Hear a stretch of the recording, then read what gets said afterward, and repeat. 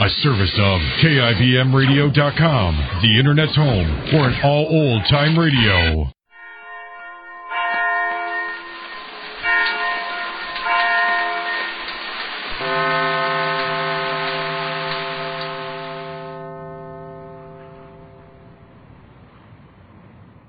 Kellogg's Pep, the build-up wheat cereal, takes you to the world beyond tomorrow in the age of the conquest of space.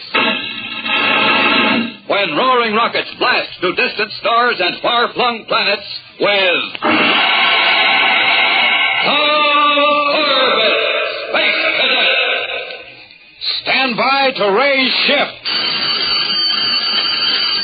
5, 4, 3, 2, 1, 0!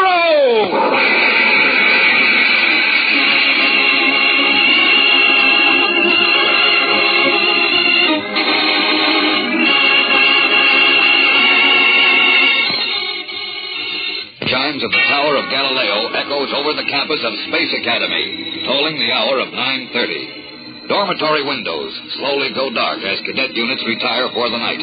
But light continues to stream brightly from Section 42B, the quarters of the Polaris unit. Inside, Cadet Tom Corbett, a tall, curly-haired boy of 18, is seated at the desk, dictating a letter into the audio writer. Nearby, Cadet Astro, the second member of the Polaris unit, listens intently to earphones clamped tightly to his ears as a study spool whirls in the study machine, droning out a lesson in astrogation. And the third member of the Polaris unit, Cadet Roger Manning, idly contemplates his collection of pinups. Cadet life is quiet and routine on the Space Academy campus. Suddenly, the dormitory intercom crackles into life.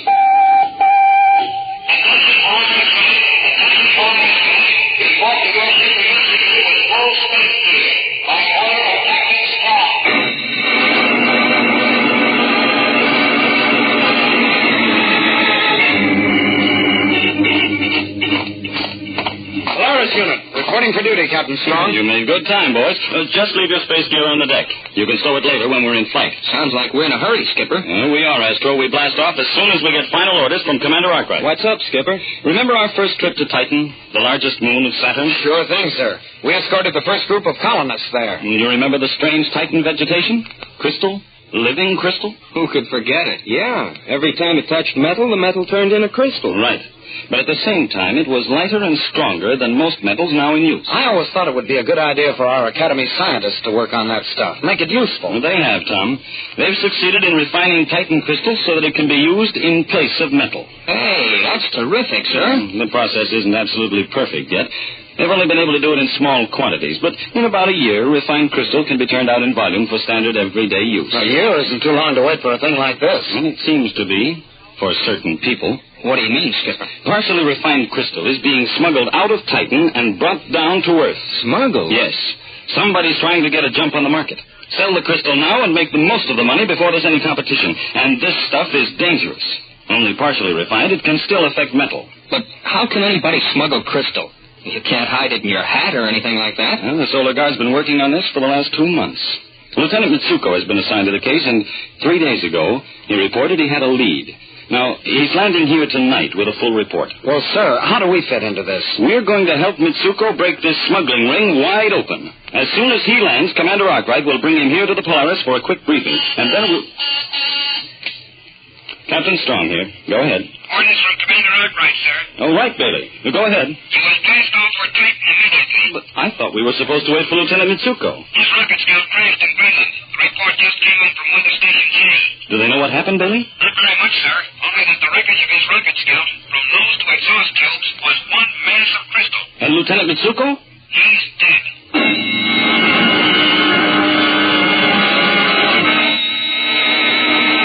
We'll return to the exciting adventures of Tom Corbett, Space Cadet, in just a moment. So stand by. Listen. That's a flight of jet planes flashing across the sky, flying faster than the speed of sound itself. Those fleet, deadly jets are the masters of the air, spreading their wings in battle high above the earth. Is your future in the air? Do you want to head for the clouds in a blazing burst of speed when you grow up? If you do, then start now. Start learning and training so you'll be ready when the big day comes. Learn all you can about jets. And build all the strength and health you can, too. Get plenty of exercise, rest, and good food. And for breakfast, start your day with a big heaping bowl full of Kellogg's Pep. Jet pilots know breakfast is mighty important for building up strength. And Kellogg's Pep has just the kind of food values jet pilots must have to keep ready for action. When a jet takes to the air, it needs plenty of fuel. And when you start out each morning, you need fuel to keep going, too. Get your supply of fuel at the breakfast table. Eat Pep, because Kellogg's Pep gives you more builder-upper food values than any other wheat flake cereal. And Kellogg's Pep gives you flavor, too. Sweet, malty-rich, swell-tasting flavor that brings you back for second helpings. You keep that spoon of yours mighty busy when you start scooping up a bowl full of Pep. So start now, fellas and girls. Start your day with a cereal that gives you build-up food values and swell flavor, too. Ask Mom to get the better-than-ever build-up wheat cereal, Kellogg's Pep. P-E-P. Pep. And don't miss the exciting announcement coming up about a swell prize you get in every package of Kellogg's Pep.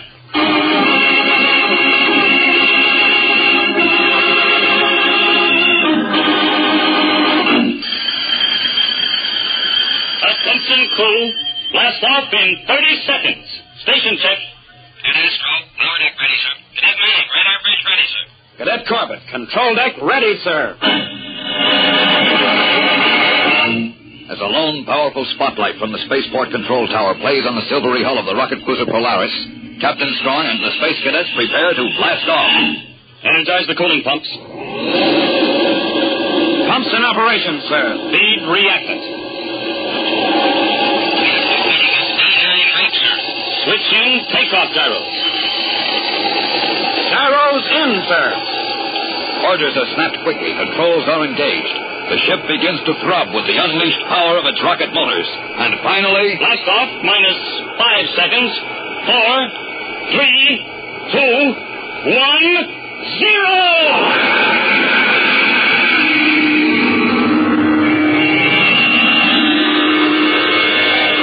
Its exhaust tube spitting smoke and flame, the rocket hovers over the ground for an instant, then quickly accelerates, and at a speed of 5,000 miles per hour, it arrows into the night sky and disappears from view.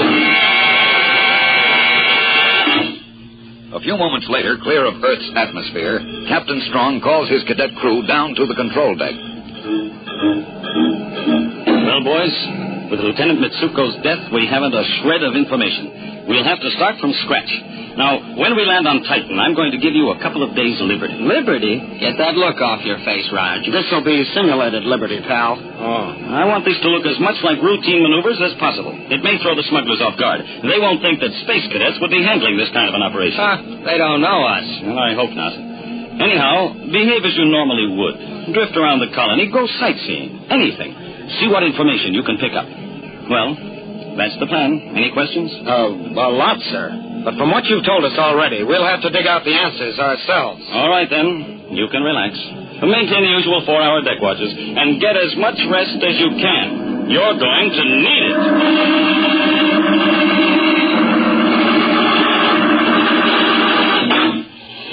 Titan control from rocket cruiser Polaris.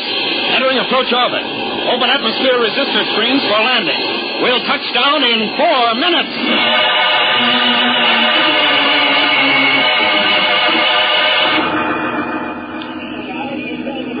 Okay, Captain Strong, all stations are secure. Anything else you want us to do? No, Tom. You're all out duty. You boys can have 48 hours liberty. Thanks a lot, sir. We sure can use it, sir. You put us through hoops on this training flight. And don't worry, Skipper. We'll keep our eyes open. We'll find those... Oh! What's the idea of kicking me? Next time, I'll put my foot in your mouth. You want to ruin everything, Manning? Somebody in that ground crew may be listening. Oh. All right, boys. I'll see you later. Right, sir. And when you finish sightseeing, you can sign in for the night at the Spaceport BOQ. See you there, sir. Now, have you hotshot space detectives figured out where we begin this sightseeing tour? Seems to me the spaceport is just as good a place as any. Oh, sure. A great place to load smuggled crystal. Well, they load crystal here, all right.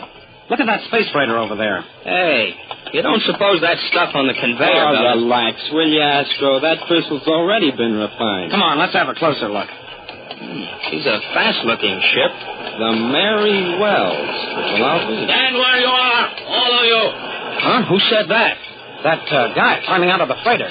Looks like a Martian deck officer. Stand where you are, or I will blast you. hey, that creep's pointing a parallel ray at us. Better hold still, fellas. He means business. Stop the conveyor. What are you doing here? Speak up. We've got as much right to be here as you have. Put that ray gun away, pal, or I'll bend it around your neck. Oh, so now I recognize the uniform. You are of the Space Cadets, the little boys who play a soldier. Hey, where do you get that little boy routine? Be still, or my ray will freeze your chattering mouth. Look here, what's the idea of pulling a ray gun on us? We weren't doing anything wrong. I do not take chances. Anyone who comes too close to me may be an enemy. But you, children, start the conveyor. Children? Why, I'll show that space... Oh, relax, Manning. Come on. What's the matter with you guys? You afraid of that parallel ray? Well, we're not afraid of anything, pal, but there's no point in starting a fight with him. We won't learn anything that way. We won't learn anything anyway. Our first hot lead. Nothing but hot air.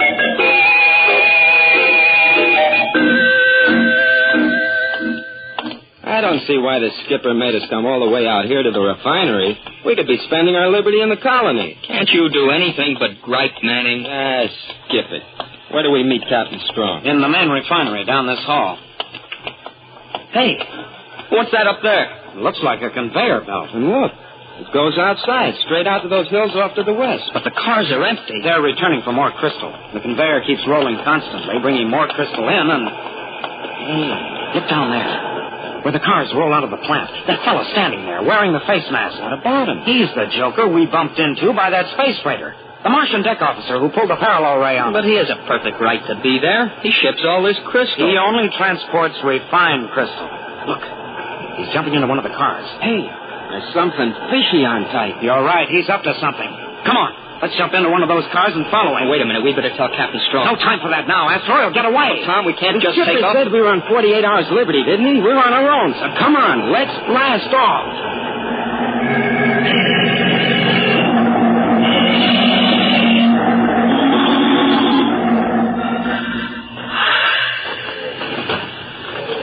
By the rings of Saturn, how far is that joker going?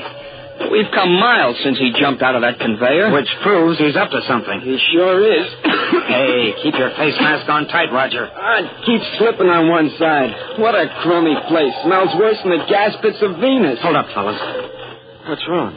You see that ship? A jet boat.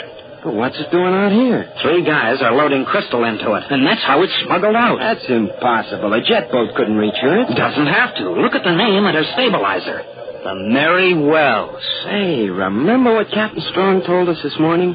About that list Lieutenant Mitsuko left? The Mary Wells reported losing a jet boat a few months ago, and she got a replacement. This is how she lost it. Then the jet boat meets the Mary Wells out in space, is taken aboard, and carried to Earth. Go to the head of the class, Astro. But the freighter's boat locks were full.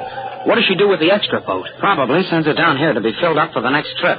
What an operation. And this is our chance to break it up. What do you suppose would happen if we stowed away aboard that boat? Well, what's the point in that? To prove the connection with the Mary Wells.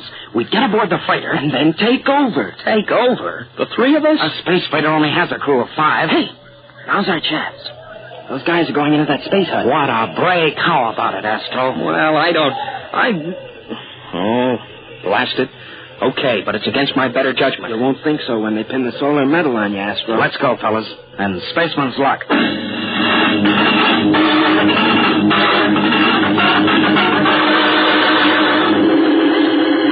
I can't get comfortable on these things. They're sharp. Don't let any of your belt gear touch the crystal.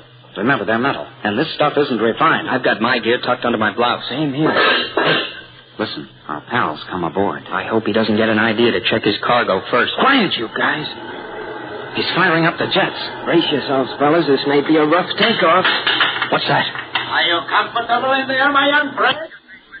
Who's he talking to? He came aboard alone, didn't he? Can't you hear me in there? I got a hot space flash for you fellas. He's talking to us. What? Then he knows we're in here? Come on, let's fire out. Oh, no use. The cargo hatch is locked. You're so right, my impetuous young friend. You wanted this trip, so you're going to get it. And believe me, this will be a long one. out into space!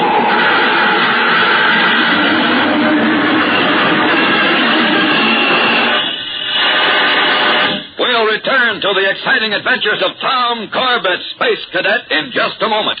So stand by.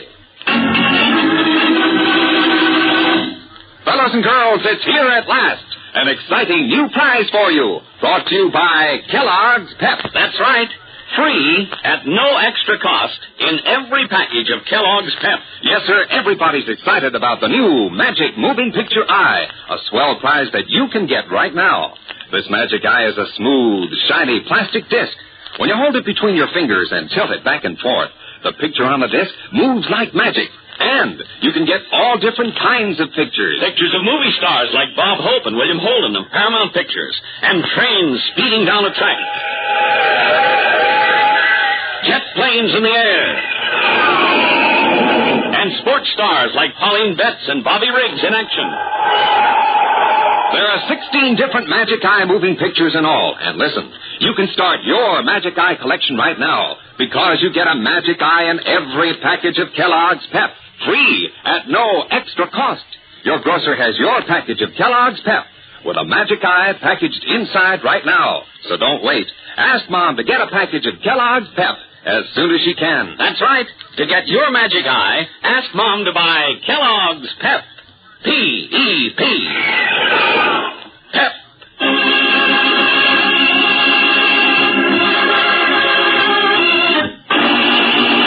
Trapped in the cargo compartment of the jet boat, the space cadets are being carried away from Titan. Carried out into the cold blackness of space where they know there will be no return. Crouched on the mass of smuggled crystal, they brace themselves as best they can, while the jet boat roars toward its rendezvous with the freighter. Hey, Astro, roll over one of those chunks of crystals. A big one. Huh? What for? This is no time to ask questions. Come on. All right. Hey, what are you doing at this hatch anyway, Junior? Expect to open it with your fingers or something? No, but I've managed to rip loose some of the insulation around the hatch plate. That's a great help. Here's that chunk of crystal you wanted, Tom. Thanks, Astro. Now watch, Roger. And pray that my crystal can opener works. Something Jupiter, of course. The crystal goes to work on the metal and will turn it into crystal, too. Right, only the crystallized metal will be brittle and just smack right through it. Is it working, Tom? Yes, slow, awfully slow. And that rendezvous with the space freighter can't be too far off.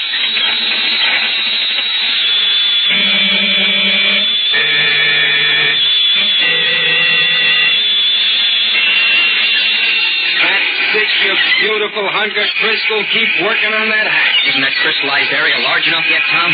Let it go a little longer. When we break out, we've got to move fast. We'll need plenty of elbow room. No wonder that joker doesn't hear the vibration. The noise of the jets probably covers it. Hey, the jets, they stop. We must be at our rendezvous point. Tom, he'll hear the vibration, and we have to hit him now. Break that crystal and let's go.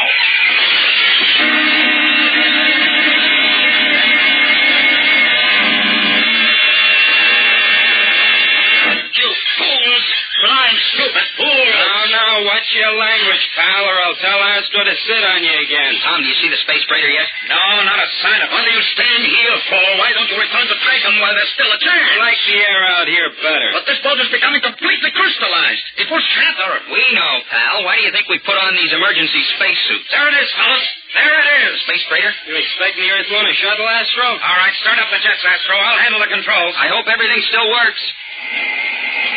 Well, the jets are okay. And so are the controls. Here we go.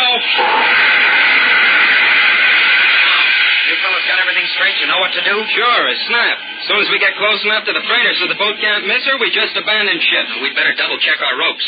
If we get separated out in space, we're in for trouble. What have we got now? Stand by the escape hatch, Roger. We're closing in on the freighter. I'm ready. You're crazy, all of you. You'll never get away with it. We'll drift in space until we die for lack of oxygen. That's the way we figure it. As soon as this boat hits the freighter, the crystal will start to work. Then there, Skipper, is a cinch to call for help. Okay, Roger. Astro, get your helmets on. We go overboard in 30 seconds.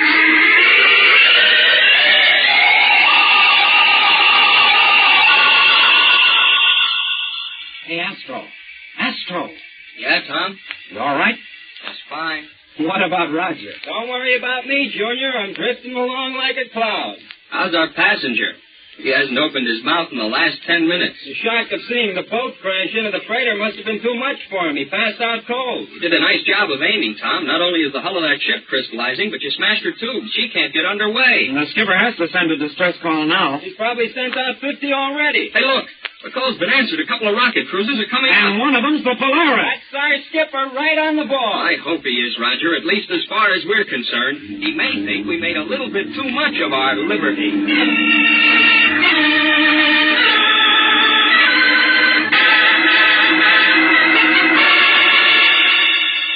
Boys, I honestly don't know whether to recommend you for the solar medal or to log you for this crazy stunt. Well, Captain, why don't we just skip the whole thing? Well, maybe that would be best. But it's going to take some explaining. Captain Strong, did you learn anything from that man we brought aboard? Yes. He gave me the whole story. And you were right, Tom. They'd used the jet boat to carry the smuggled crystal to the freighter, and at the same time send an empty boat back to Titan. But what happened when they reached Earth, sir? How'd they land the stuff? Very simple. They jettisoned the whole cargo, dumped it overboard to drift into space and be picked up later by other jet boats that wouldn't be suspected. Say, they covered all the angles, didn't they? What about Lieutenant Mitsuko? A clear case of murder, Tom. And those men will pay for it. I'm sure glad of that. Say, Skipper, I was just thinking... Uh-oh. Run for cover, Astro. All right, Manny. Let's have it. Well, since you can't give us the solar medal and you don't want to log us, can't you sort of give us recognition in the Academy record book? Recognition? Well, for what? Why, for the way we hitched a ride on the Polaris. We're the first space hikers.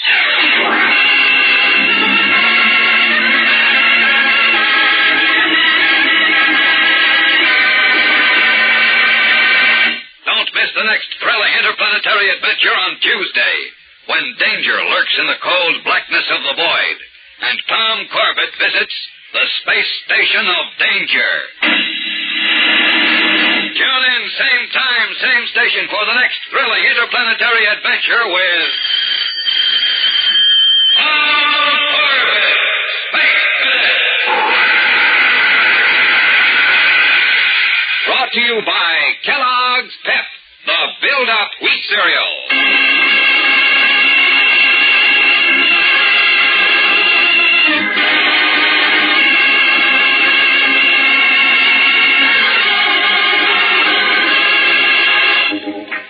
Corbett Space Cadet, starring Frankie Thomas, can also be seen on television and appears in the comic sections of many of America's leading newspapers. Look for it daily and in weekend editions. Featured in the cast were Al Markham, Jan Merlin, Edward Bryce, and Peter Capell. Today's program was directed by Drex Hines. Jackson Begg speaking. Kellogg's Raisin Bran has a secret. Shh. Kellogg's Raisin Bran has a secret. Shh. In Kellogg's Raisin Bran, the tasty raisins are dipped in honeycomb. That's the secret of Kellogg's extra delicious flavor. That means plumper, tastier raisins, combined with golden, crisp bran flakes. Both fruit and cereal, all in one box. No other raisin brand but Kellogg's gives you raisins dipped in honeycomb. So try Kellogg's, because... Kellogg's Raisin Bran has a secret. Shh. Kellogg's Raisin Bran has a secret. Shh.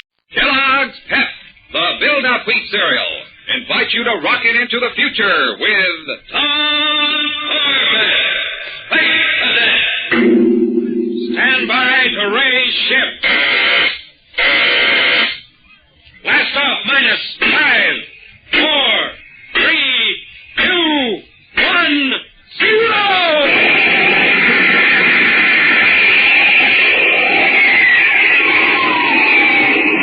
As roaring rockets blast off to distant planets and far-flung stars, we take you to the age of the conquest of space with Tom Corbett, Space Cadet.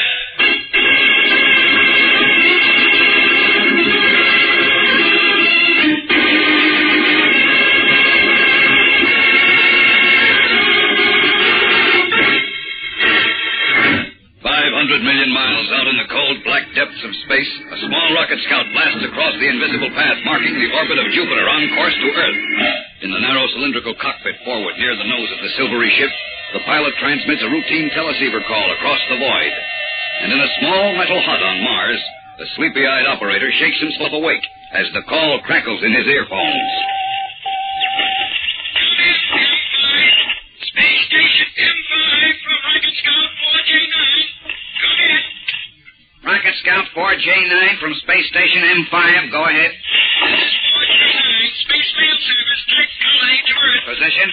Crossing orbit of Jupiter. Northwest 100. 5 degrees on the plane of the ecliptic. Holding course 160. Doesn't believe it. Parker, what's wrong with you? Damn it, Jubilee. Parker, come in. Hello, Parker. Can you hear me? Parker. Rocket Scout 4J9 from Space Station M5. Come in. Great, Ganymede. M5 to all space stations. M5 to all space stations. Stand by. Disaster alert. Stand by.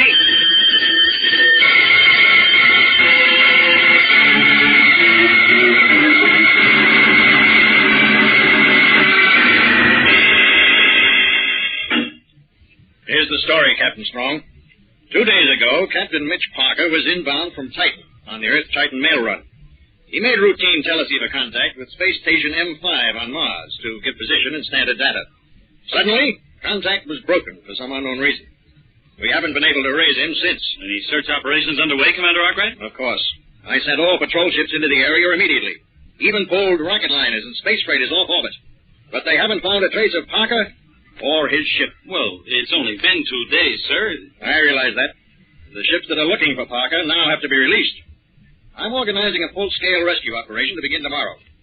Do you think your cadet crew is experienced enough for an assignment like this? For the Polaris crew, of course, sir. It'll be a long and difficult search, Strong.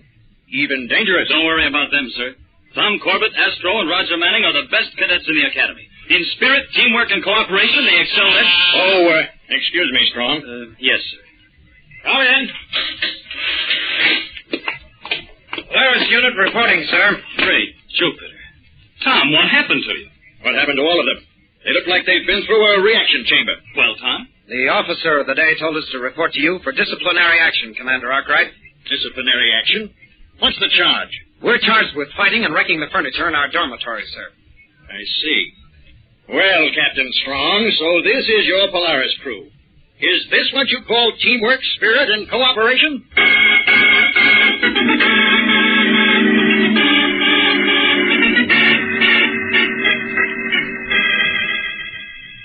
Well, boys, I managed to square it with Commander Arkwright for you. He won't take any disciplinary action until this mission is over. Oh, that's great, Captain Strong. Swell. I knew you'd come through for us. But now I want to know what this is all about. Why, Who started it this time?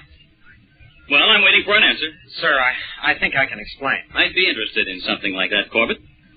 Well?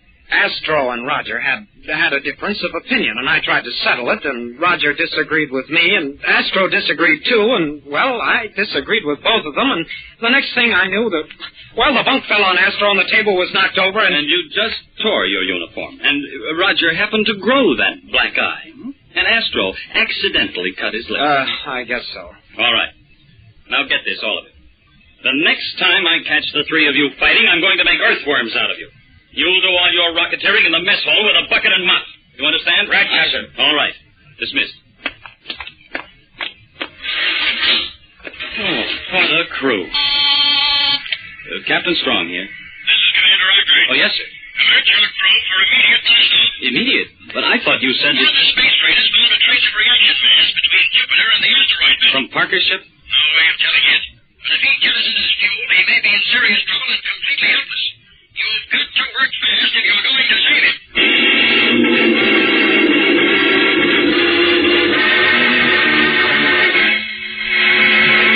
We'll return to the exciting adventures of Tom Corbett, Space Cadet, in just a moment, so stand by. Listen to this jet plane streak through the air. That's a Republic Thunderjet up on a test flight. Jets like that are pioneers of the sky, leading the way to the air age of tomorrow. And the men who fly those jets are pioneers, too, blazing a trail for youth to follow. Would you be able to fly a jet? Well, maybe not right now, but you can build yourself up so that you'll be ready when the time comes. And one important thing to do right now is to have a good, nourishing breakfast every single morning with Kellogg's Pep, the build-up wheat cereal. Then, while you're thinking about flying jets, you can be taking on the builder-upper food values that jet pilots must have to do a good job. So start now. Eat plenty of Kellogg's Pep. Get all the strength and muscle-building food values that Pep can give you. And say, when you taste that swell Pep flavor, you want a second bowlful. Ask Mom to get the better-than-ever build-up cereal, Kellogg's Pep. P-E-P. Pep. And listen for news about the swell prize you get in every package of Kellogg's Pep in just a few minutes.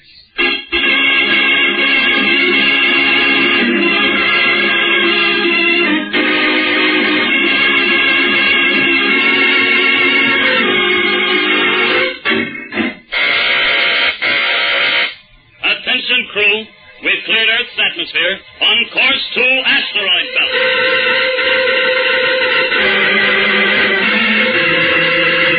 A giant search operation has begun. The search through the vast reaches of space for a missing rocket scout. And now, as the rocket cruiser Polaris blasts through the void at full space speed, Captain Strong briefs his cadet crew.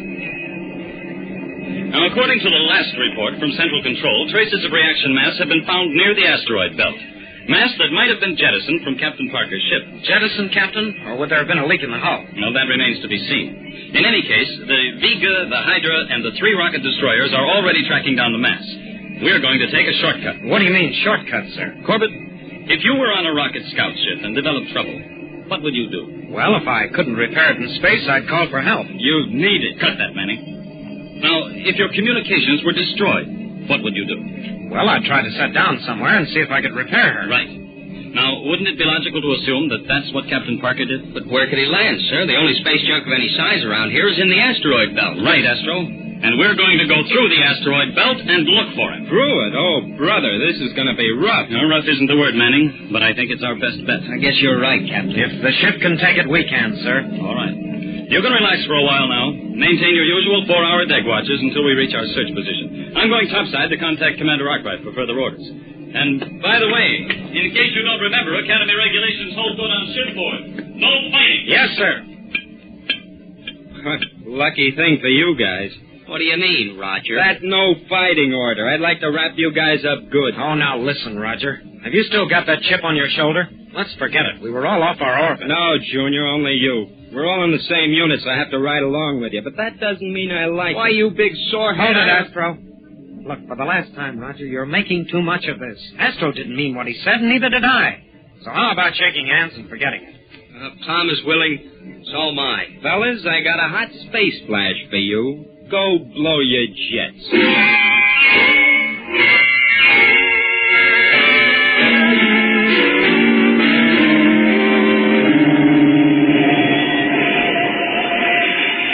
Control deck to radar bridge. Check in. Radar bridge ready. How are we doing, Manning? Moving into the asteroid belt, sir.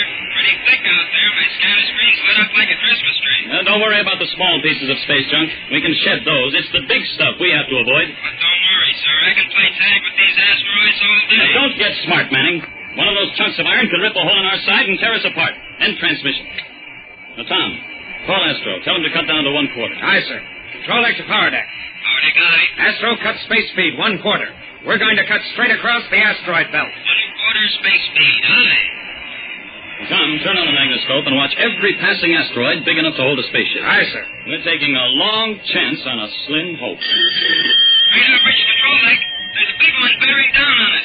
Shift steering vanes 2.2 starboard, 1 degree up. Hear that, Astro? Got it, Tom. Steering vane set. Give us a short blast, Astro. Right now. There she goes, sir.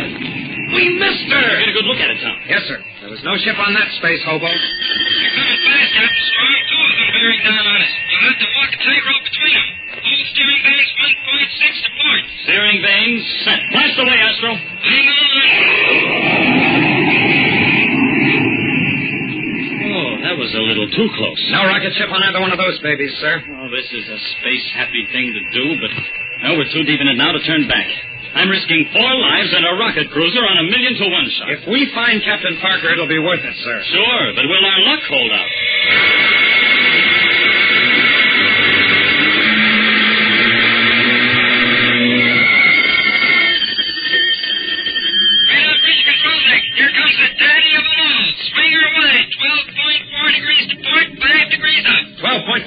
To port, 5 degrees up. Astro, don't spare the neutrons. A long blast this time. Hold tight, opening up.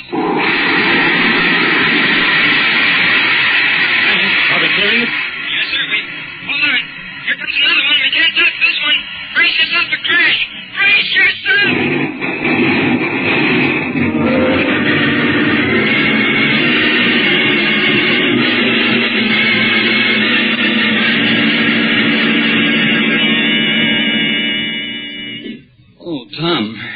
Tom, are you all right?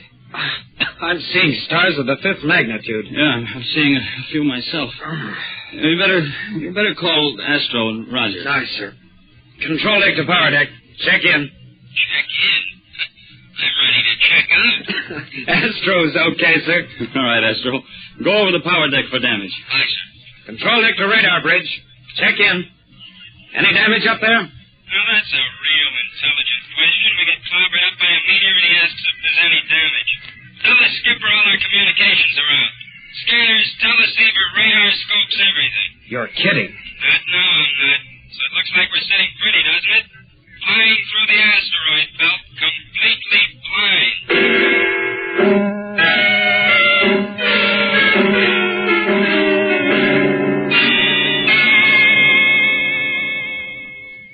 Well, boys, I've checked the ship completely. Outside of the blackout on the radar bridge, we're still in one piece. Yeah, but how about that blackout, sir? We're sitting ducks for every piece of space junk in the belt. Well, not since we've cut our power, Roger. We're drifting in a steady orbit now, along with all the other space junk. Chances are we won't be hit, unless we try to break out. Yeah, but if we don't break out, Skipper, we'll drift around in this junkyard forever. We can't even call for help. Well, the damage is to the antenna and the main power relay. The relay can be fixed up inside the ship, but the antenna means a trip outside on the hull. Oh, brother, nothing I like better than waltzing around in space. Well, start practicing right now then, Roger. You, Astro, and I are going outside. Tom, you'll stay in here and work on the relay. Aye, aye, sir. All right. Suit up, boys, and meet me in the airlock in 2 minutes.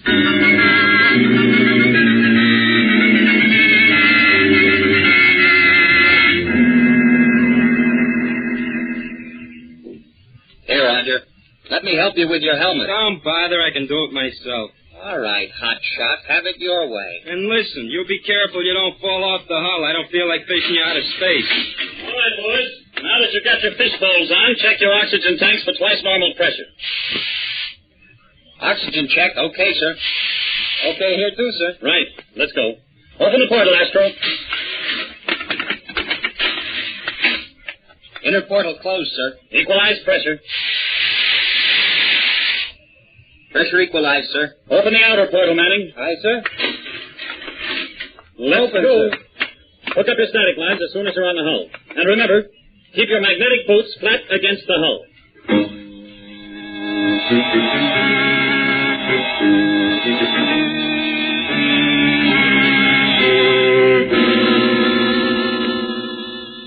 Hello, Astro. Manning, check in. What do you want, Junior? What's taking so long? What's going on out there, Roger? We're playing marbles with these pieces of space junk. Go back to your beauty nap and don't bother us.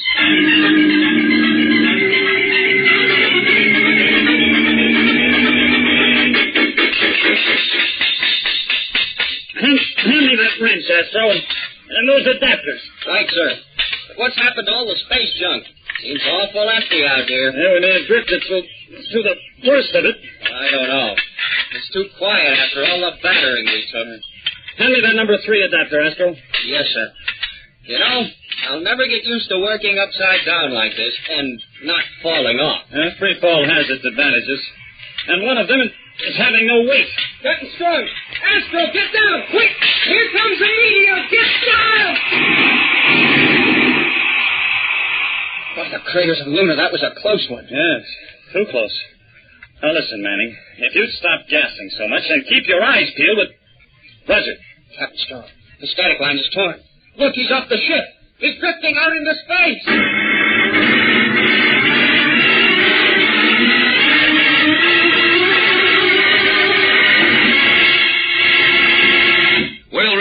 to the exciting adventures of Tom Corbett, Space Cadet, in just a moment, so stand by. It's here. Yes, it's here. A brand new, exciting new premium in every package of Kellogg's Pep. And it's waiting for you right this instant at your grocery store. That's right, boys and girls. In every box of Kellogg's Pep, there's a magic moving picture eye. The magic eye is a gleaming plastic disc. And right in the center, there's an exciting picture. When you tilt the magic eye back and forth, the picture actually starts moving. There are pictures of planes, trains,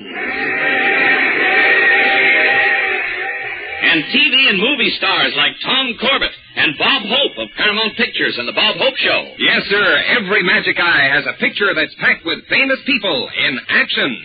You can collect as many as 16 different magic eyes. 16 different pictures altogether. So easy to get, too. There's one waiting for you now, free, at no extra cost, in every single package of Kellogg's Pep. You'd better start your collection today. Remember, for your magic eye, ask Mom to buy P.E.P. Pep.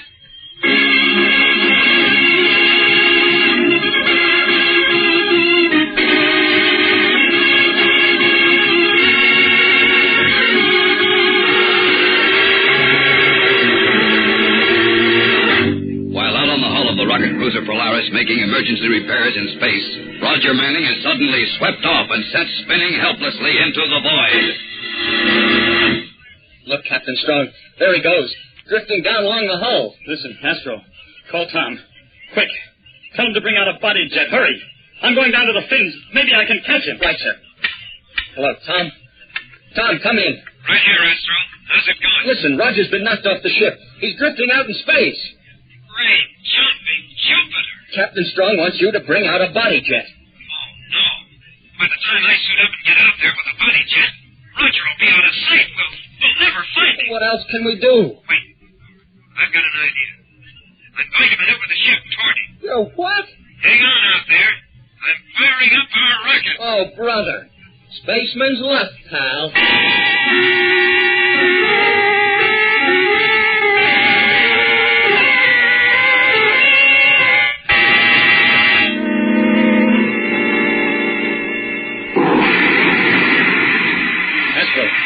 Who fired our rockets? Tom did, sir. He's maneuvering the ship toward Roger. He figures it's Roger's only chance. Oh, that's risky. He might fry Roger in the exhaust blast. No, but maybe it's the better gamble. Better hold on, sir. I'm starting to cut around. Hello, Tom. Come in. Yes, sir. Watch your heading. Don't over control or you'll spin us completely around. Doing my best. Now ease off now. Hold her straight and level as you can. You're heading right for Roger. You and Astro have to get him on the first pass. I know. And we'll do it. You've cut your power. Now, let her drift. Right, sir. Captain Strong, we're going to miss him. We're going to miss him by at least 10 feet. Blast it. Tom, quick. Oh, wait a minute, sir. Play out my static line. I'm going to push off and try to grab him. Wait, Astro. Hang on to my line, sir. Here I go.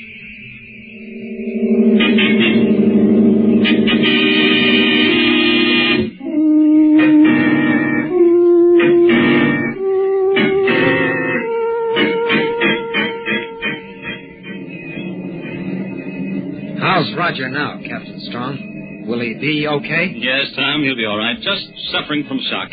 Those blood pills will fix him up fine. Hey, he's coming out of it.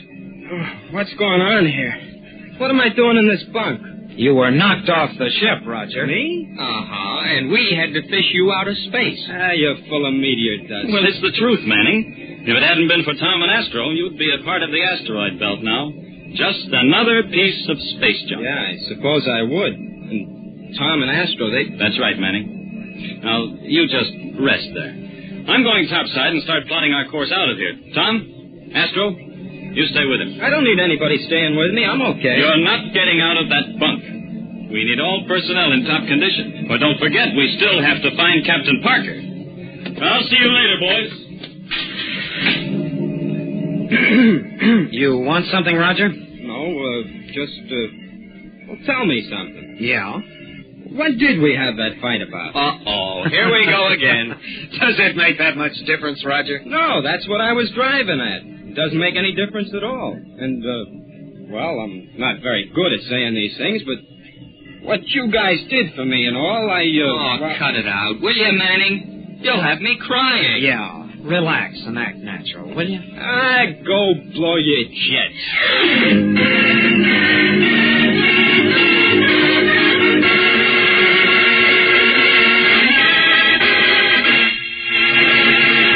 Don't miss the next action-packed adventure with Tom Corbett and the Space Cadets on Thursday, when the search for Captain Parker and the missing rocket scout is resumed, and the boys rocket into danger. Tune in, same time, same station, for the next thrilling interplanetary adventure with Tom Corbett. Hey,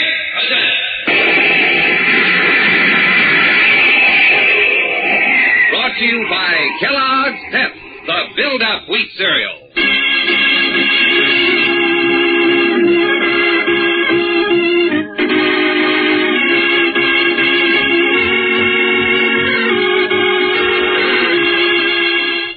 Tom Corbett, Space Cadet, starring Frankie Thomas, can also be seen on television and appears in the comic sections of many of America's leading newspapers. Look for it daily and in weekend editions. Featured in the cast are Al Markham as Astro, Jan Merlin as Roger Manning, and Edward Bryce as Captain Strong. Today's program was written by Jack Weinstock and Willie Gilbert, directed by Drex Hines. Jackson Beck speaking. Kellogg's Raisin Bran has a secret. Kellogg's Raisin Bran has a secret. And what a secret. In Kellogg's Raisin Bran, the tasty raisins are dipped in honeycomb. That means plumper, more tender raisins, along with delicious golden crisp bran flakes, both fruit and cereal, all in one box. And no other raisin brand but Kellogg's gives you the tender goodness of raisins dipped in honeycomb. That's Kellogg's secret. So for your breakfast, make sure you get Kellogg's Pep, the build-up wheat cereal, invites you to rocket into the future with Stand by to raise ship. Blast off minus 5, 4, 3, 2, 1, 0.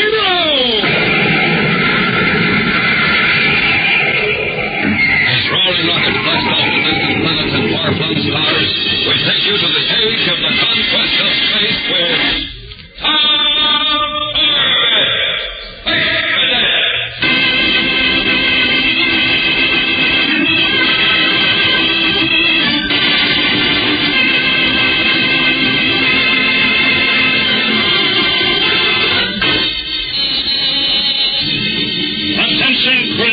Attention crew, we are clear of the asteroid belt. Resume scanner watch for Captain Parker and the missing rocket scout. Attention crew, attention crew. Manned by Captain Strong and his crew of space cadets, the rocket cruiser Polaris blasts through the blackness of the void, combing millions of miles of empty space for the missing rocket scout 4J9, unreported for almost 3 days. On the control deck, Tom Corbett and his skipper guide their powerful ship on an erratic search orbit, tracking down every target on the radar scanners, checking every wandering meteor.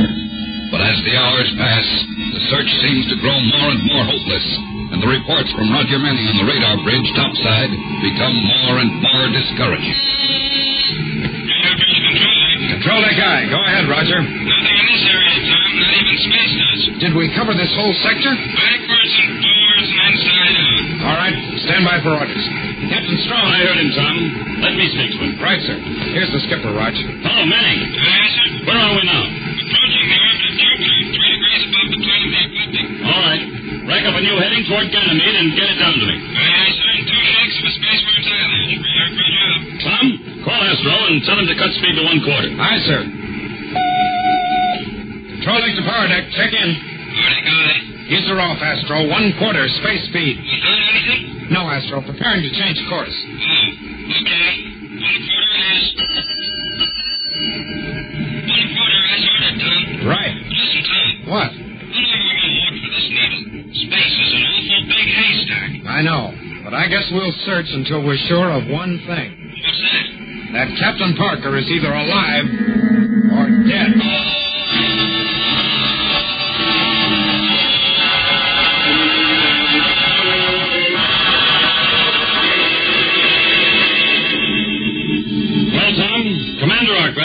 that further search is useless. He's ordering us back to Earth. Oh, no, sir, not yet. Orders are orders, Tom. Notify Manning to plot a new course back to Earth. Yes, sir. Radar bridge control deck. Control deck guy, what is it, Raj? I was just going to call you. Listen, Tom, I don't know whether I'm seeing spots in front of my eyes or not, but I'm getting a blip on my scanner. Well, you've had them before. Probably a meteorite, just a space hobo. Manning, feed it down here on the control deck screen. Let me have a look at it. Aye, sir, here it is. Tom, that's no meteor. That space hobo is a jet boat. A jet boat? It must belong to the rocket scout. Right, and Captain Parker must be on it. Break out the spacesuits, Tom. You and I are blasting over there in our own boat to take a look.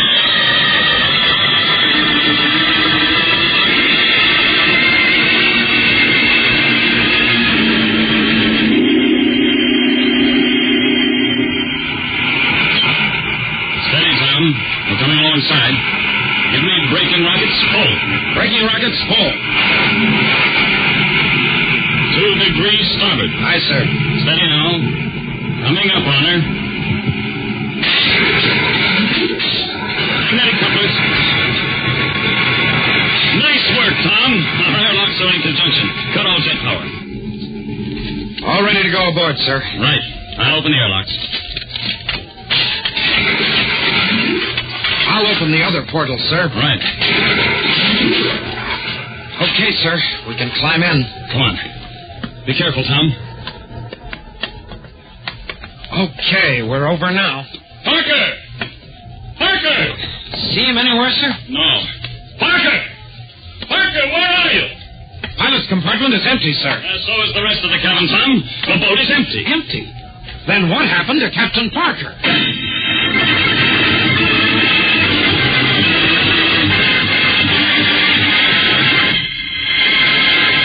We'll return to the exciting adventures of Tom Corbett, Space Cadet, in just a moment, so stand by.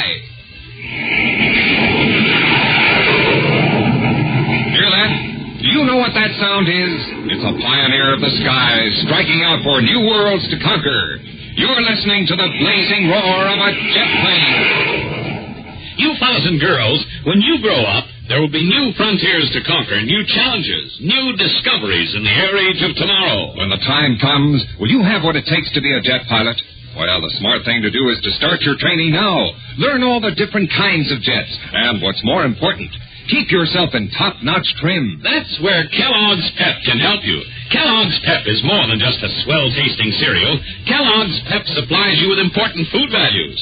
Food values you need to keep yourself in top-notch shape. And that's why it's so smart to make sure you eat Kellogg's Pep every single morning. Because Kellogg's Pep gives you more of those builder-upper food values than any other wheat flake cereal. And Pep gives you real flavor, too. A flavor that keeps you coming back for more. Ask Mom to start serving Kellogg's Pep first thing tomorrow. Help yourself to get set for your future by helping yourself to the better-than-ever build-up wheat cereal, Kellogg's Pep. P-E-P. Pep. And stay tuned for the big news about the swell prize you get in every package of Kellogg's Pep.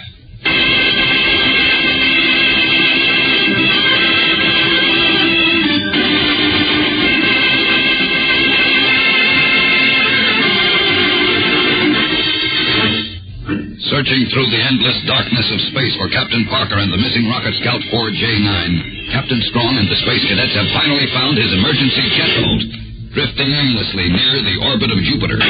But when Tom and Captain Strong board the boat, they find it empty. What do you suppose could have happened to him, Captain Strong? Think he abandoned ship? No, not at all. As a matter of fact, I don't think Parker ever blasted off in this boat. What? The food lockers are still full of emergency rations. Well, there's water in the tanks. The oxygen supply is full. Then maybe the boat was launched by accident. No, hardly. The controls are set for automatic flight in what looks to me like a wide orbit around Jupiter. Then Parker simply jettisoned the boat? Yes, but for a reason, of course. He was leaving it as a sort of marker or signpost. Hey, not bad. But then he should have left some kind of a message. Oh, he did. Right here on the control panel, in the logbook. What's he say? Rocket Scout 4J9 hit by meteor, losing reaction mass, Communications out. Only enough fuel left to reach Jupiter. Jupiter? Oh, no, he didn't. Only chance will be he crash landing on surface of Jupiter, leaving jet boat and message, praying you will find me, signed Mitch Parker, Captain, Rocket Scout 4J9. What a choice he had. To die in space or land on Jupiter, the worst planet in the whole solar system. And this message is dated 4 days ago, Tom. 4 days? He can never survive on Jupiter that long. No, if he even reached it. Well, come on. Let's get back to the Polaris. We've got some heavy blasting to do.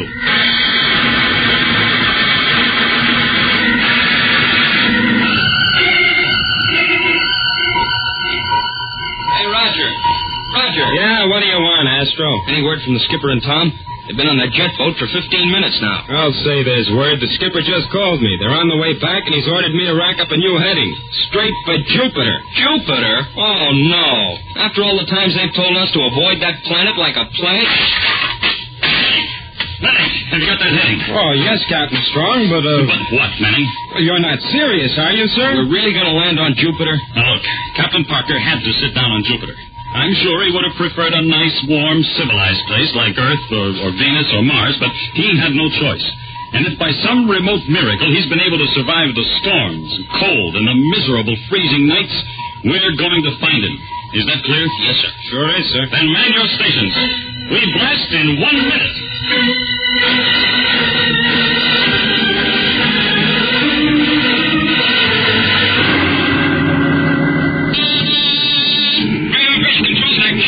Control that guy. Tom, I'm getting a signal from the surface of Jupiter. What? I can hardly make it out through all the static, but I'm sure it's a radio signal. Manning, this is Captain Strong. Feed it down here, quick. Here it is, sir. Can you make anything out of it, sir? Oh, it's a lot of hash, but it's a radio signal, all right. I think someone down there is trying to get through, sir. But I can't make it out. It's so garbled. Well, we'll cut closer to the surface. Maybe the signal will come in stronger, and we can find out where it's coming from. Hello, power deck. Give me full space speed. We're going in.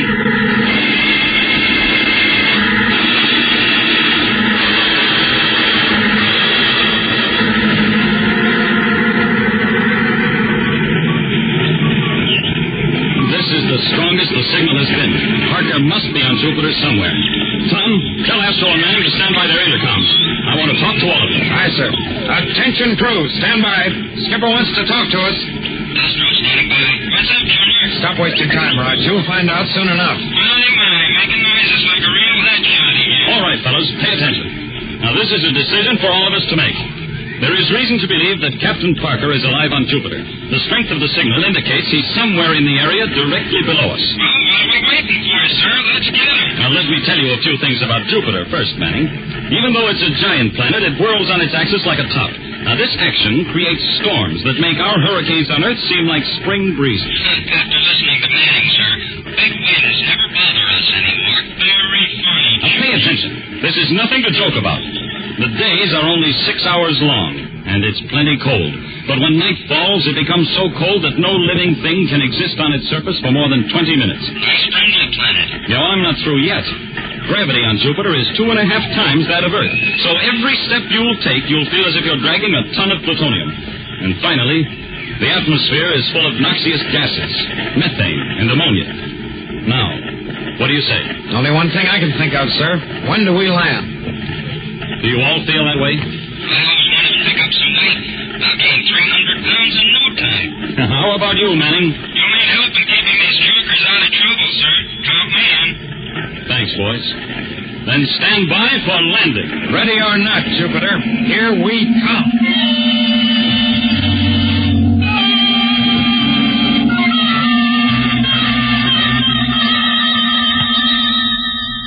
Well, we're down, sir. Oh, that was a rough one. You mean we made it? We're still in one piece? Yeah, Roger. Spaceman's luck was riding with us. I don't know how you did it, Captain Strong. I've been holding my breath for the last 30 seconds. I told you guys I'd bring you down okay. Uh-huh. Thanks, Manning. All right, now let's get to work. Tom, see if you can raise Parker's ship. Aye, sir. Rocket Cruiser Polaris to Rocket Scout 4J9. Rocket Cruiser Polaris to Rocket Scout 4J9. Come in. Come in, Captain Parker. Nothing at all, sir. Just a lot of electronic interference. I was afraid of that. Corbett and Manning, break out your thermal suits and storm gear. We'll have a look around outside. I'll meet you at the airlock. Aye, sir. And don't forget your respirators. You won't last 30 seconds in that methane and ammonia atmosphere. Captain Strong, what about me? Somebody has to stay aboard the ship, Astro, and you're it. How do you rate all these soft jobs, Astro? Doping off in here while we freeze out there on this overgrown iceberg. Turn off the space gas. If he told you to stay in here, you'd have griped your head off. Blow your jets. The skipper's taking me along because he wants to be sure of finding Captain Parker, that's all. Manning, your hot air should raise the temperature of Jupiter enough to make it a tropical paradise. Go on now. Blast off.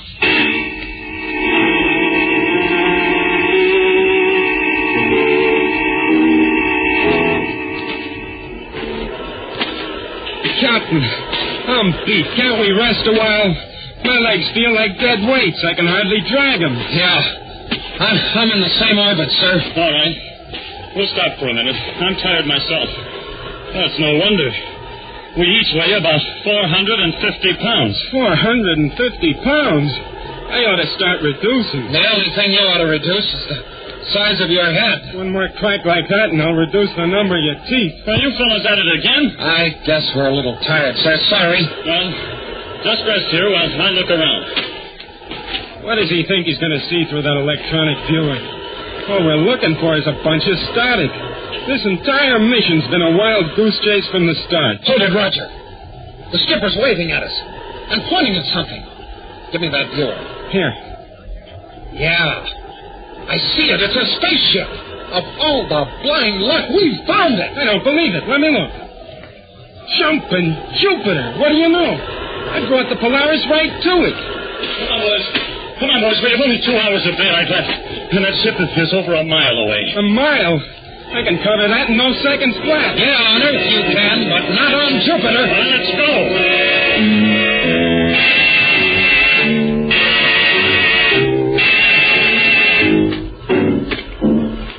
Here we are, boys. We made it. I don't see how. Me either. Now, give me a hand here. I've got to open the airlock. Come on, Rog. Crack away. Some of this ice. Yeah. Well, a little more on this side, boys, and the airlock will be free. I've got it. All right. Now, let's hope it'll open.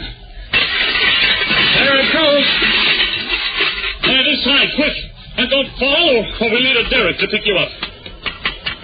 Step it up, will you, Junior? Let's get out of this cold. Outer portal's out, sir. Now, close it. I'll equalize the pressure. Pressure system sounds like it's in good shape, so the hull isn't spun. Well, thank goodness for that. Pressure equalized. All right, boys. You can remove your masks now, and let's go. These scouts aren't very big. We won't have far to look. All right, this way. Pilot's compartment is up forward. Look at all those sacks of mail. An awful lot of people aren't going to get letters. No, we'd never be able to transfer all this stuff ourselves. Give me your space light, quick. Oh, here you are, sir. Hey, look! On the floor of the flight compartment. Why, it's Parker. He's not moving. Great Ganymede, is he? Oh, he's still alive, Manning, but he's in a bad way. We've got to get him back to the Polaris. No, we can't carry him, not under this gravity. We've got to, somehow. On the ball, fellas.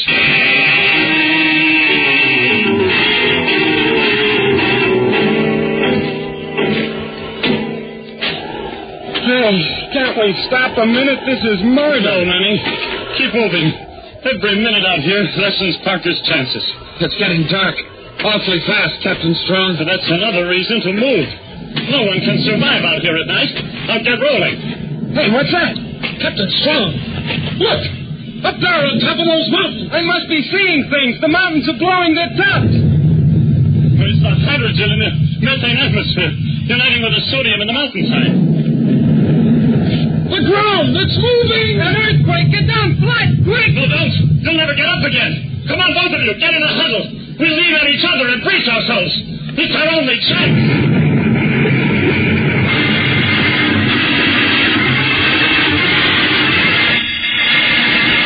We'll return to the exciting adventures of Tom Corbett, Space Cadet, in just a moment. So stand by. Hold everything. Listen to the big news about the magic moving picture eye, brought to you by Kellogg's Pep. Fellas and girls, just ask Mom to buy Kellogg's Pep, and then you'll get the swellest prize you ever saw A magic moving picture eye. Here's how the magic eye works. It's a gleaming plastic disc with a picture in the middle. When you hold the magic eye in your hand and tip it back and forth, the picture starts to move. Really move. Say, you'll have everybody guessing about your magic powers. You'll see speeding trains.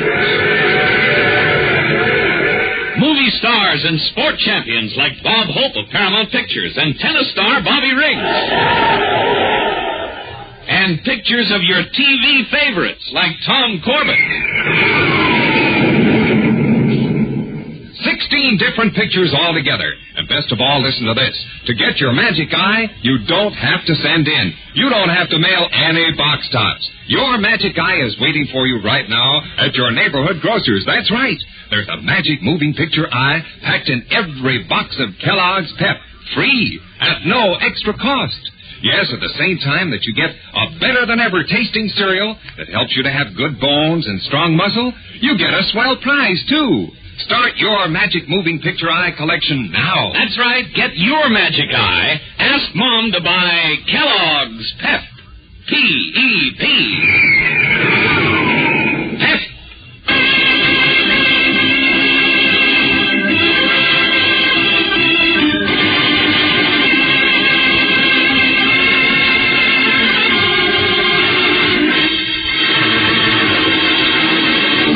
Finding Captain Parker in the wreckage of his rocket scout on the surface of Jupiter, Tom, Roger, and Captain Strong tried desperately to carry the unconscious man back to their rocket cruiser, the Polaris. But they have to fight the overwhelming gravity force on the planet. Gravity that adds almost 300 pounds to their weight, making each step a tremendous effort. Then suddenly, halfway back to the Polaris, the surrounding mountains seem to explode, and the ground heaves and shakes beneath their feet. Hang on, boys. Try not to fall down. This planet's gone crazy. How long will this last, Captain Strong? There's no way of telling. Maybe seconds. Maybe hours. Seconds? I can't take much more of this. Well, you've got to, Manning. Hey, look! The ground is opening up. We're dead dots. Run for it. No, wait. Stop.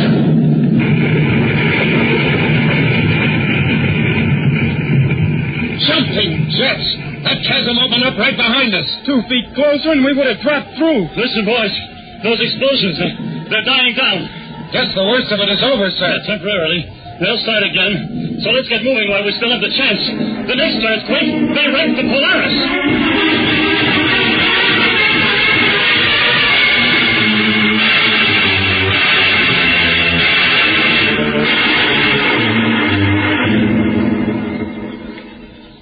By the rings of Saturn, I never thought you fellas would make it. What's the matter? Think we're a bunch of sissies? Hey, what's the matter with you, Roger? You're talking like you had a mouthful of hot potatoes. My face, it's just cold, that's all. I haven't thawed out yet. Well, at last we found something to keep him quiet.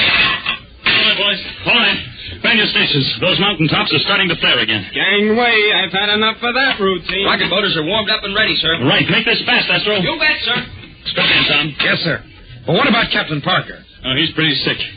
I think he'll pull through. He's asleep now, down in my cabin. All right, now, stand by for blast-off. Attention, crew. Stand by for blast-off. Radar bridge Manning ready. All right, Astro ready. Energize the cooling pumps. Pumps in operation, sir. Feed reactants. Make it D13 to counteract the gravity. Reactor feeding at D13 rate, sir. Switch in takeoff gyros. Gyros on, sir.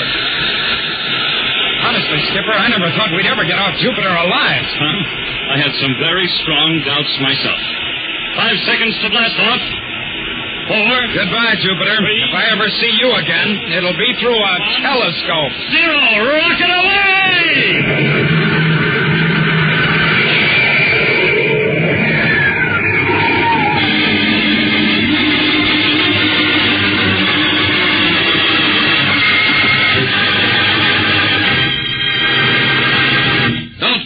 Action-packed adventure with Tom Corbett and the Space Cadets on Tuesday, when danger and death strike from the void in the mystery of the Space Station of Danger. Tune in, same time, same station, for the next thrilling interplanetary adventure with Tom Corbett, Space Cadet.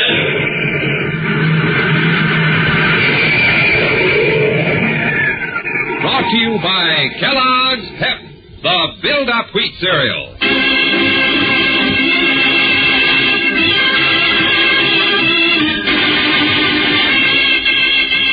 Tom Corbett, Space Cadet, starring Frankie Thomas, can also be seen on television and appears in the comic sections of many of America's leading newspapers. Look for it daily and in weekend editions. Featured in the cast are Al Markham as Astro, Jan Merlin as Roger Manning, and Edward Bryce as Captain Strong. Today's program was written by Jack Weinstock and Willie Gilbert, directed by Drex Hines. Jackson Beck speaking. Kellogg's Raisin Bran has a secret. Kellogg's Raisin Bran has a secret. And what a secret!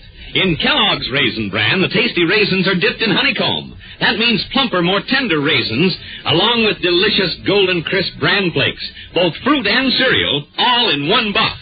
And no other raisin brand but Kellogg's gives you the tender goodness of raisins dipped in honeycomb. That's Kellogg's secret. So for your breakfast, make sure you get Kellogg's, because Kellogg's Raisin Bran has a secret. Kellogg's Pep, the build-up wheat cereal, invites you to rocket into the future with Tom Corbett. Hey, Cadet! Stand by to raise ship. Blast off -5, 4, 3, 2, 1, 0!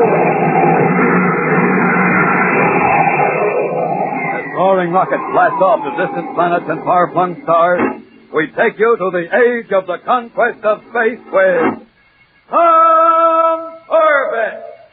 Hey, Cadet!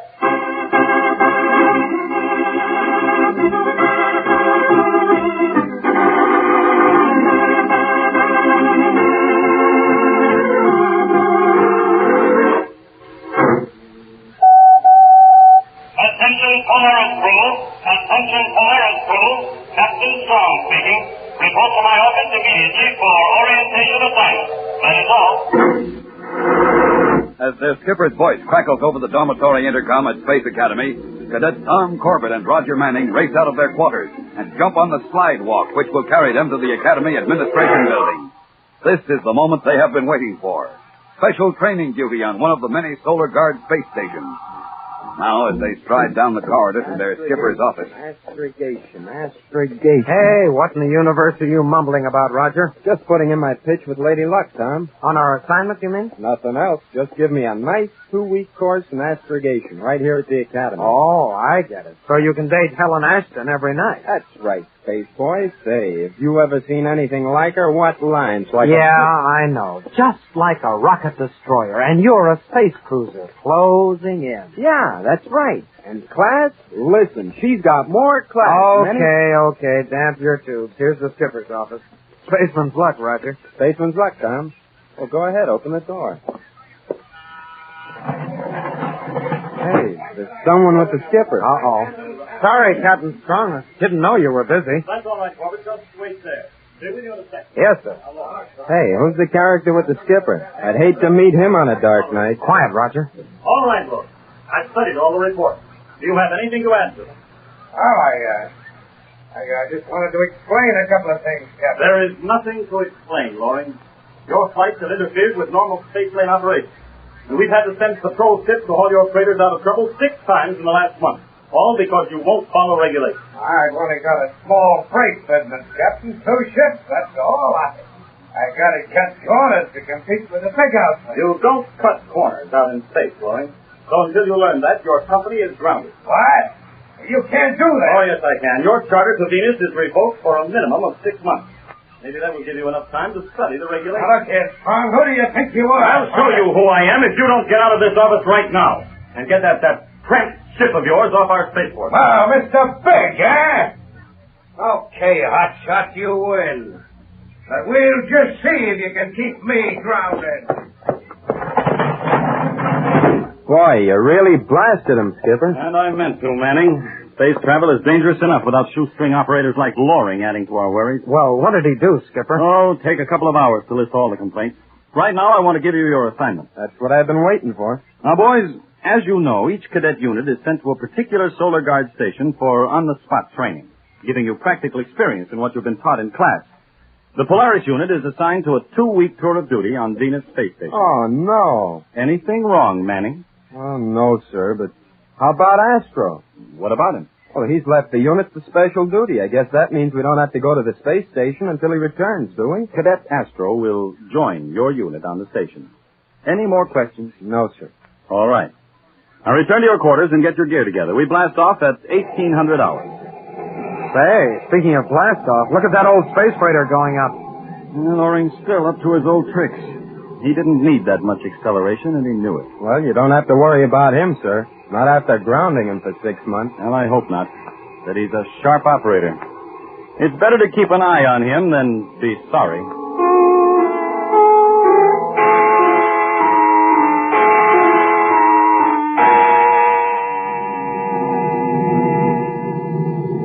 Blast your hide, Ross. It's all your fault. You hadn't run that extra flight from Venus against orders, you wouldn't have made that forced landing. And on the Academy spaceport, of all places, right in the lap of the Solar Guard. Well, you want me to get the cargo through, don't you? Yeah, but I didn't want you to act like a hotshot. Now they've revoked my charter for 6 months. Who gets the franchise they took away from you? Oh, probably the Venusport Space Freight Company. Why? Small outfit, ain't it? With only 4 ships? Yeah, that's right. But they're brand new. Suppose those ships run into trouble. More than there was on yours. A lot of accidents, for instance. Accidents, eh? What kind of accidents? What do you care? Well, I don't want to get mixed up in any killing. The Solar Guard is too tough. Who said anything about killing? Just crack-ups. You leave everything to me. When I get finished with the Venusport Space Freight Company, they'll think they've been hit with their own private asteroid belt. And you'll be back in business again.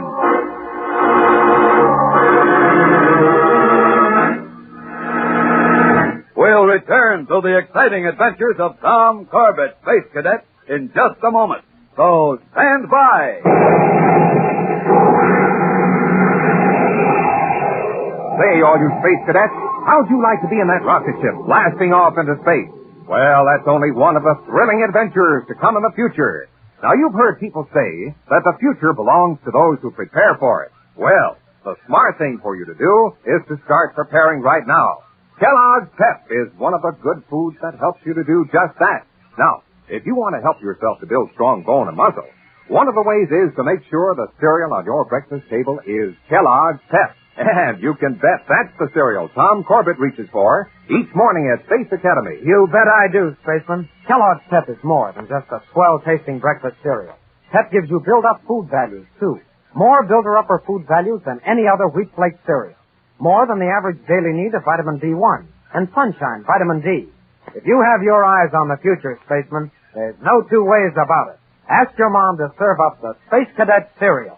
Kellogg's Pep. And wait till you taste that special Kellogg malty flavor. Why, you'll be back for second helping just about every time. Now, just remember, for the cereal that gives you top-notch flavor and build-up wheat values, too, get the build-up wheat cereal, Kellogg's Pep. P-E-P. Pep.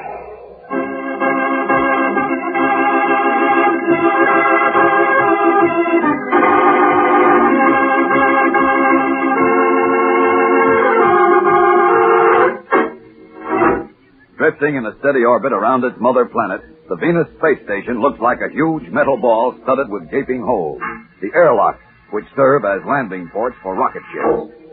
Now, after several days of indoctrination, we find Tom Corbett and Roger Manning on duty at their respective stations.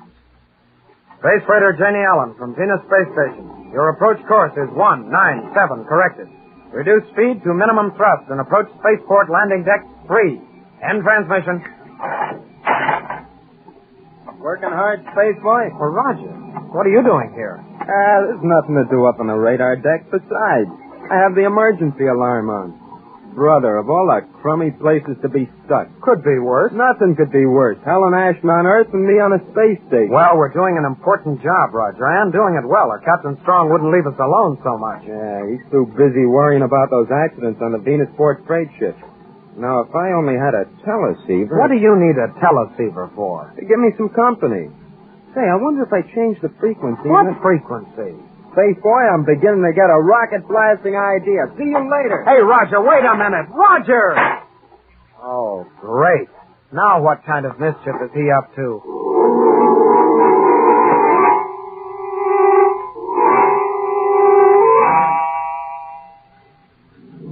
I told you, Loring, I can't get near the Elizabeth Chester.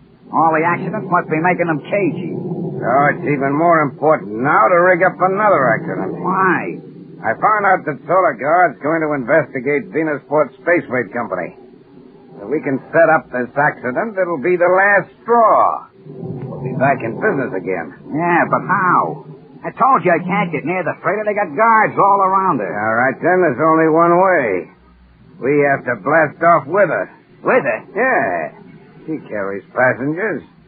We'll make her crack up in space. Yeah, but what happens to us? We'll get out the escape hatch and space it. And drift around in space? Oh, no, not for me. Listen, we'll fix everything so we can jump out near the Venus Space Station. And when the Elizabeth Chester cracks up, we'll be the only survivors. The station will send out a jet boat and we'll be saved. Yeah, but, that means killing the crew. Look who's afraid now. I don't like it, Loring. I'd rather wait. We can't wait. I'll go and make the arrangements for the tickets now. And you get whatever you need to make this the worst accident the Venusport Company ever had.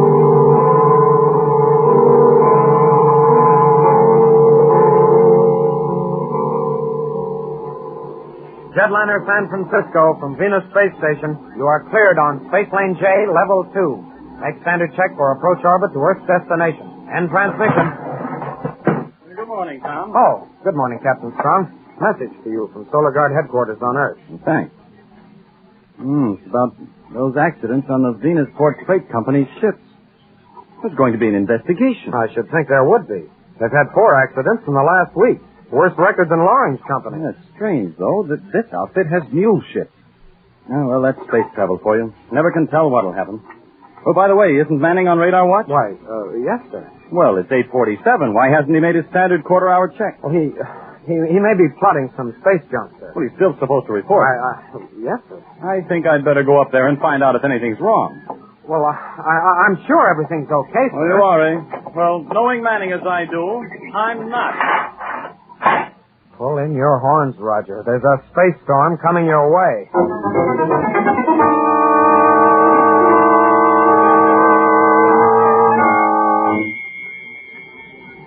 It was easy, honey. I switched the radar frequency on the station, beamed to a teleceiver line on Earth, and called you up, my little space pet. Genius, huh? Now, don't forget, we have a date exactly 5 days from today, and... Yeah, what do you... Uh-oh. Bye, baby. Morning, Captain Strong. What's going on here, Manning? I, was talking, sir. Talking? To whom? To whom, sir? That's what I asked you, Manning. I was, talking to Worth, sir. Was the conversation official business? You mean official, like here on the station? Official, like here on the station? No, sir. You failed to make your quarter-hour check to tower control. Yes, sir. And you've altered official equipment for your personal use. Yes, sir. Are you aware of the seriousness of your negligence? I'm aware of that, And sir. can you repair the radar and use it as it was intended? Yes, sir. Then do so immediately. There are ships in flight depending on your information. Perhaps this is the answer to a sudden outbreak of accidents since you arrived on this station. But this is the first time I've done this, sir. I can only believe what I see, Manning. Maybe this is the first time. I hope, for your sake, it is. Yes, sir. Meantime, when you are not on duty, you are confined to your quarters. I'll decide on disciplinary action later.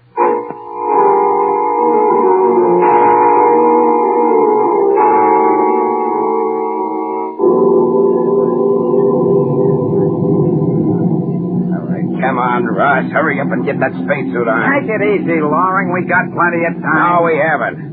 Control deck is already in contact with the space station. Okay. Okay, help me get this over my shoulder. Okay, I got it now. All right, we better put on our space helmets now. Might not get a chance later. Yeah, you're right. You all set? All set. Better check the companionway. Make sure it's clear. Some of the crew might think it's kind of funny for us to be walking around in spacesuits. Hold it.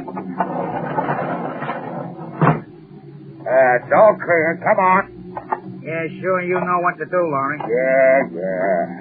I smashed the hydraulic system leading to the steering vane. Right. As soon as you finish the job, I cut the radar and communication cables. Lucky for us, we can reach the cables and the system lines near the control deck hatch. Easy now. There's the hatch. Got your tools ready? Yeah. I'll open the access plate. Come on, hurry up, Ross. In 10 minutes, I want this ship to be space dust.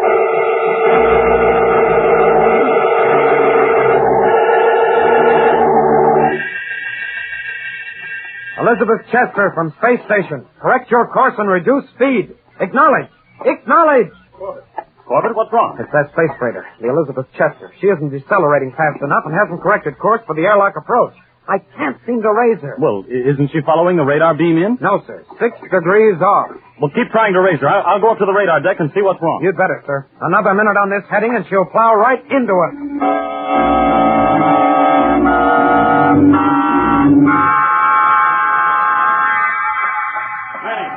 Manning. Aye, Captain Storm? What's the matter with your radar beam on the Elizabeth Chester? She needs it to get into the airlock. I've got it on her, sir, but they're not picking it up. Are you sure you reset the beam properly after that stupid trick you pulled? Yes, sir, I'm positive, but it just isn't reaching the Elizabeth Chester. I don't know why. Manning, if that ship crashes, I'll hold you personally responsible. Hey, the disaster alarm. Attention emergency crews! Attention emergency crews! Stand by for crash approach! Near airlock 7! Stand by for crash approach!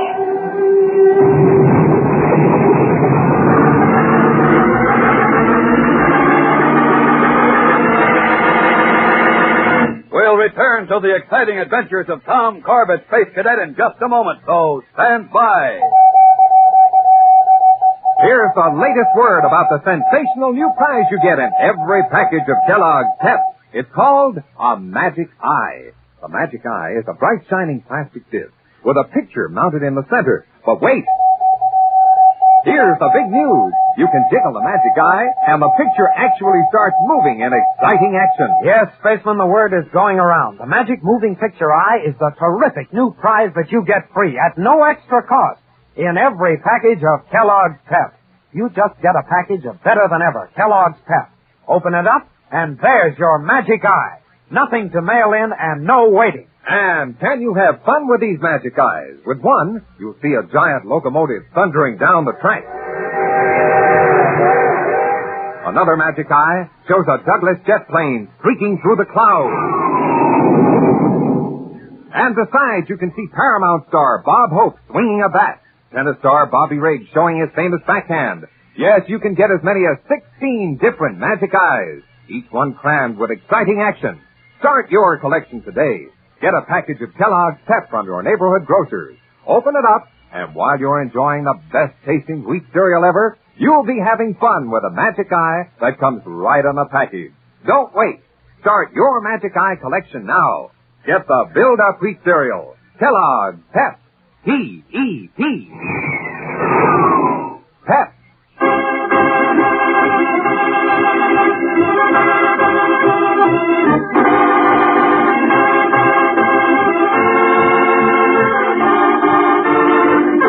A space freighter has crashed into Venus Space Station. The Elizabeth Chester, sabotaged by Loring, the owner of a rival freight company, and Ross, his chief pilot. Now, an hour later, Tom and Roger wait anxiously for Captain Strong. Oh, sit down, Roger. Everything will be okay. Nothing will make all those guys in the crew okay, Tom. I'm nothing but a space-happy bum. Now they'll probably kick me out of the academy. Roger, are you sure that beam was working? Tell you, Tom, I had the Chester smack on the button. I checked it 4 times. I know that beam was okay. Well, there's one way to find out, Manning. Captain Strong. Do you have any suggestions, sir? We'll try anything. I know that beam was okay, sir. Manning, you still face a serious charge for changing a frequency scale, but I don't think you would deliberately lie, so here's what I want you to do.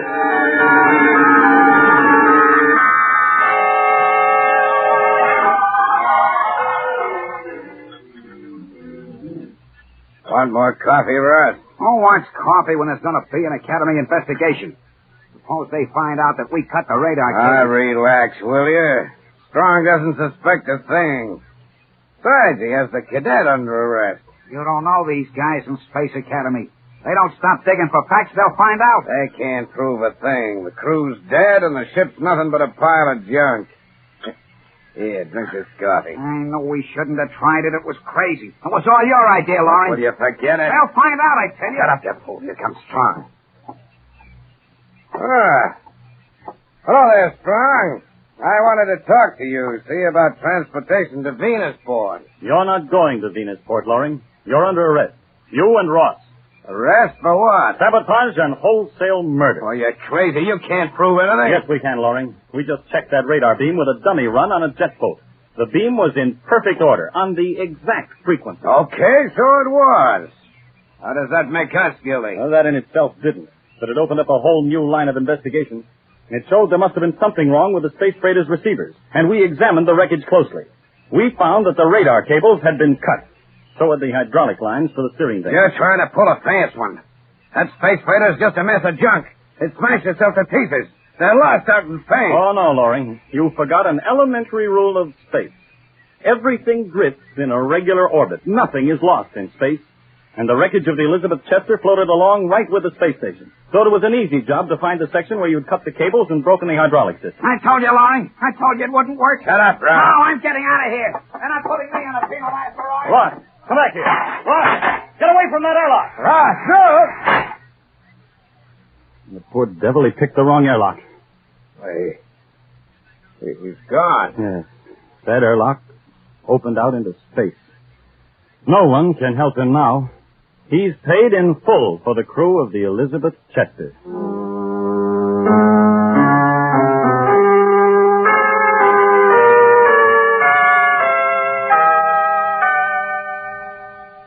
Well, boys, Loring made a full confession, and I'm taking him back to Earth for trial. But Manning, so help me, if you get into any more trouble... I promise, Captain Strong, from here on in, I'm strictly an earthworm. Skipper, suppose Ross hadn't run for it. There wouldn't have been any proof at all. No, there wouldn't. But it was the one thing I counted on most. Ross was an old Space Academy cadet, a few years before me. Oh, he didn't graduate, but he knew how thorough the Academy is in its investigations and what it means to accuse a cadet of a crime. He couldn't take it. Gosh, we're important people. Oh, you're not important. It's what you represent, Manning. And that's what Ross was afraid of.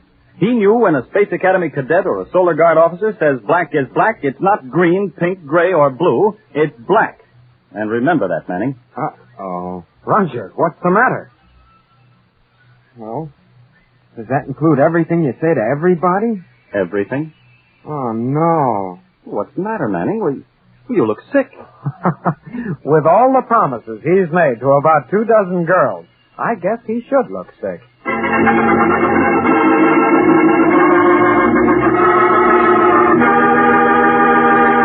Don't miss the next action-packed adventure with Tom Corbett, Space Cadet, on Thursday, when Tom and Roger receive a deadly warning that sends them into the jungles of Venus in Part 2 of The Space Station of Danger. Tune in, same time, same station, for the next thrilling interplanetary adventure with Tom Corbett, Space Cadet. Brought to you by Kellogg's Pep, the Build-Up Wheat Cereal.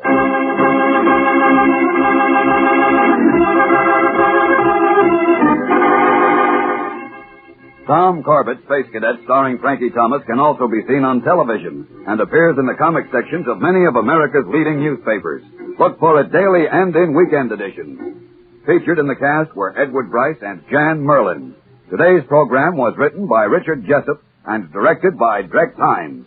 Jackson Beck speaking. Kellogg's Raisin Bran has a secret. Kellogg's Raisin Bran has a secret. And what a secret! In Kellogg's Raisin Bran, the tasty raisins are dipped in honeycomb. That means plumper, more tender raisins, along with delicious golden crisp bran flakes, both fruit and cereal, all in one box.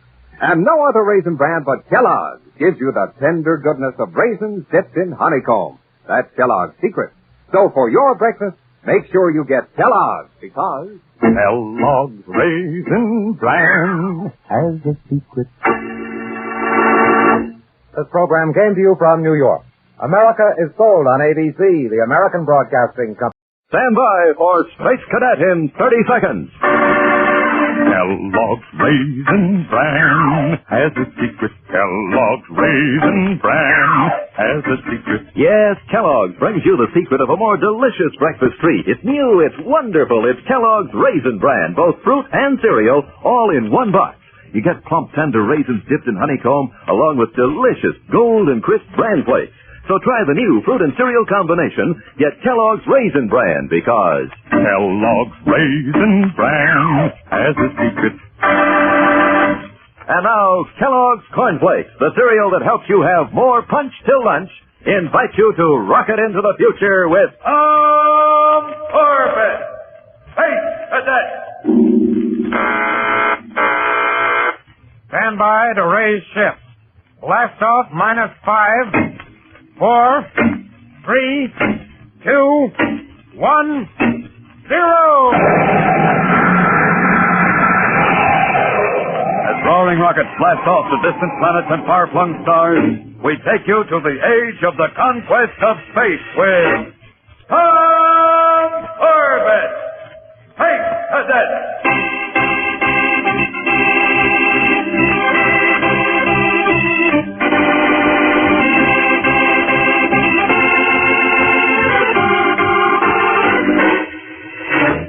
Like a giant metallic ball hanging in the vacuum of cold black space, the Venus space station swings around its mother planet in silent orbit. Inside the cavernous man-made satellite, Space Cadet Tom Corbett and his friend and unit mate Cadet Roger Manning, on a tour of special training duty, go through the routine procedure of directing a rocket ship to a landing in one of the station's massive airlocks. Space freighter Betty Swift from Space Station Control. Hit forward braking rockets. Steady as she goes for airlock 12. And standby mooring cable. End transmission. Control tower to radar bridge. Check in. Radar bridge eye. What do you want? Check the angle of approach for the Betty Swift, Roger. Way ahead of you, Space Boy. She's right on course. Thanks. Stand by. Attention crew, airlock 12. Stand by for arrival of space freighter Betty Swift. Energize magnetic mooring lines. Contact in 90 seconds. That is all. Okay, Roger. Log her in. Right, Tom. Say, how about grabbing a bite to eat? I'm off duty at 1100 hours. So am I. Meet you in the mess hall in 10 minutes.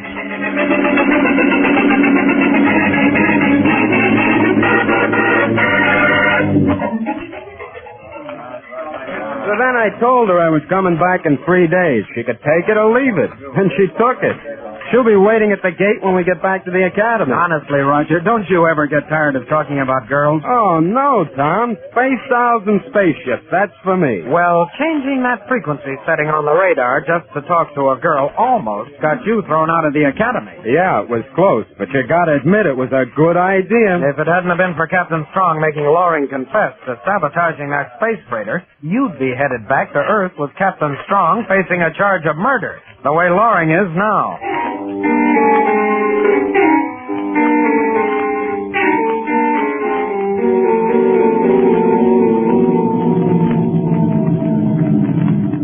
All right, Loring. Here's your food. I'll slide it through the panel in the hatch. Hey, how about opening up strong so I can take a little exercise? Cabin's so small I can hardly stand up. Well, you should have thought about that when you sabotaged that freighter. All right, safe and sound. Are you going to let me out or not? Well, I guess it is a little cramped in there. All right. You've got 5 minutes. 5 minutes? Don't do me any favors. And be careful, Loring. Go on. You can put away that parallel strong unless you're afraid of me. Just keep walking. You guys in the Solar Guard, give me a page. Nothing but a bunch of self-righteous clowns playing soldiers. What do you get out of it, glory? A man like you wouldn't appreciate what it means to live honorably and fight injustice. I suppose the Solar Guard taking away my franchise for space freighting wasn't an injustice, huh? Well, you forced them to, Loring. What do you mean? You made unscheduled flights in obsolete ships. You had 7 accidents. Nothing wrong with those ships. It was the pilot, Rod. Just like you to accuse someone who can't defend himself. Now, with Rod dead, you'll have a hard time convicting me. It was his idea to sabotage the ship. You forget we have your testimony on record. Yeah, but... Keep walking, Loring.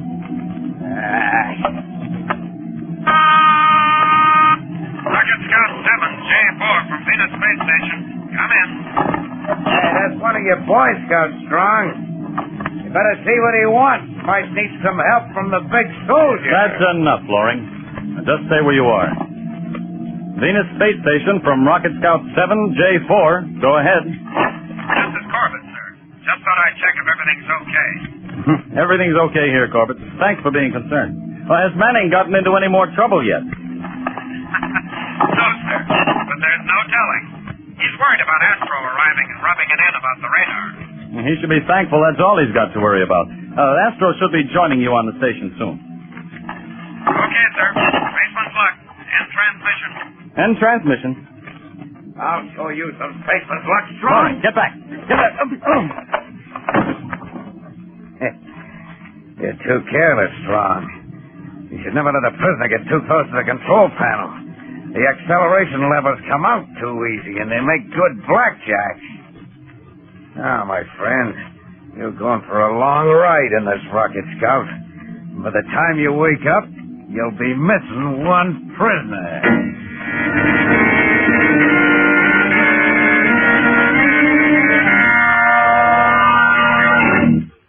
Say, when things start happening to the space cadets, they happen fast.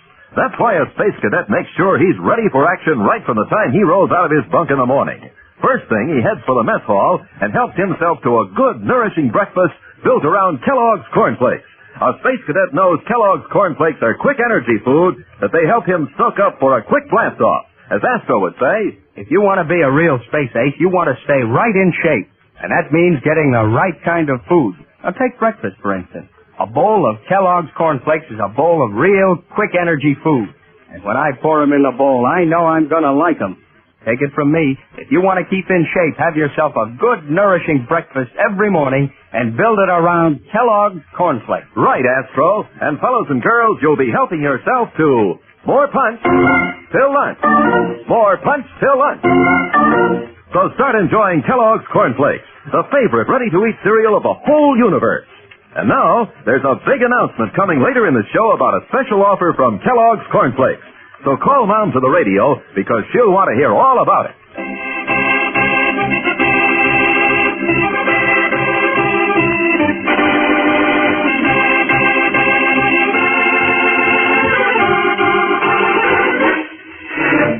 It is evening, 6 hours after the last teleceiver contact between Captain Strong on the rocket scout bound for Earth and Tom Corbett at Venus Space Station. Now, unaware that Loring has escaped, leaving Captain Strong unconscious on the rocket scout, Tom and Roger Manning, wearing their spacesuits and helmets, saunter idly around the outer deck of the station, relaxing between watches.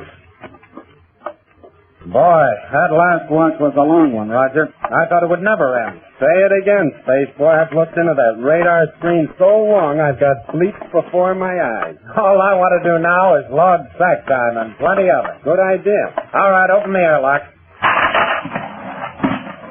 Go ahead, Space Boy. I'll equalize pressure and oxygen. Okay. I'm glad to get this helmet off. I hate these fish bowls. You'd be a little uncomfortable without one. Out there in space? Yeah, just a little. Go on, open the inner airlock. Attention all hands, emergency alert. Hey, what's going on? Quiet, Roger. Let's get this. Captain Strong has just reported the escape of the Solar Guard prisoner, James Loring. Tom, you hear that? Amp your tubes, will you? All Solar Guard units in space and all space stations are advised to be on the alert. It is believed he will try to reach Venus in a jet boat stolen from the rocket scout. All radar scanners are to be manned by double watch. Any unscheduled or unauthorized space flights will be reported to Solar Guard headquarters on Venus immediately. That is all. That's enough. Come on, Roger. You're a radar technician. Let's get up to your station and start scanning. Okay, Tom, if we don't find that creep Loring, Captain Strong's going to get it in the neck.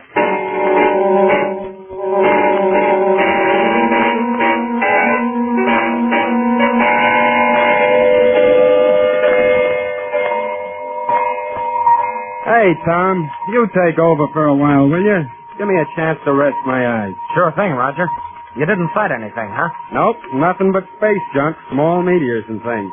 Oh, and those 3 spaceships that landed a few minutes ago. I wonder if Astro was on any one of them. He sure was, Tom. Huh? Astro! In the flesh. Well, blast me to space dust if it isn't the old Venusian grease monkey. Astro, are we glad to see you? Hey, stop it. Now, cut it out. Quit it, fellas. Wow. Some way to greet an old pal. We've missed it. That's the little homecoming. Yeah, we sure did, you big ox. Big what? Hey, put me down. Stop squeezing me. You're killing your best friend.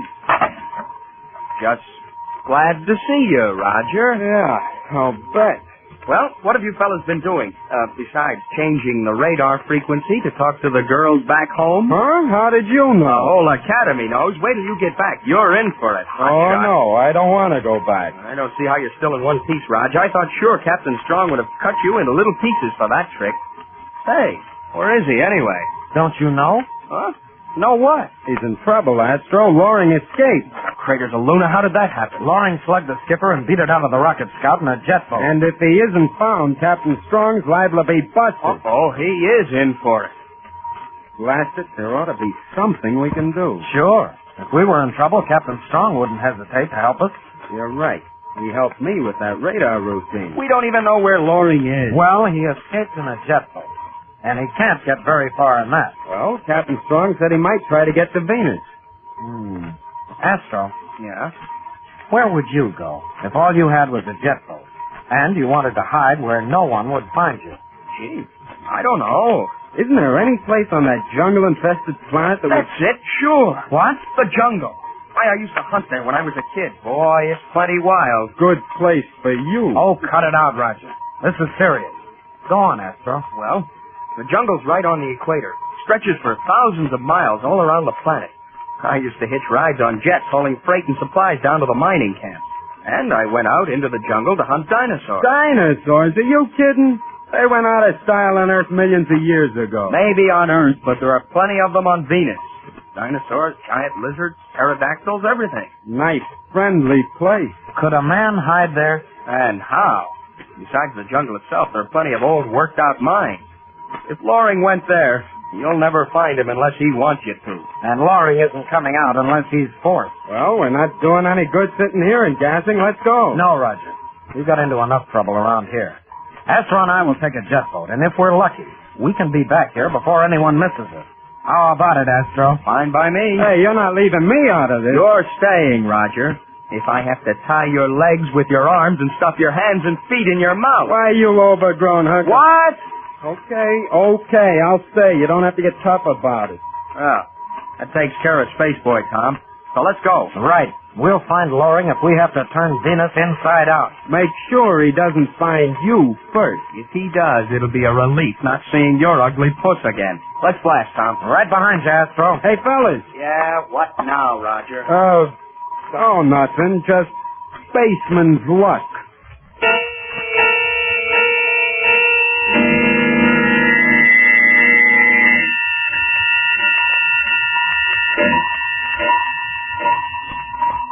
That's the way it happened, Manning. When I talked to Corbett on the teleceiver, Loring slipped up behind me and slugged me with an acceleration lever.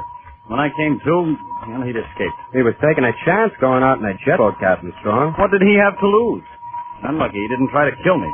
Will there be an investigation of his escape, sir? Investigation? Well, sir, Loring was in your custody, and... It won't look very nice on my service record, but Commander Arkwright is giving me every chance to redeem myself.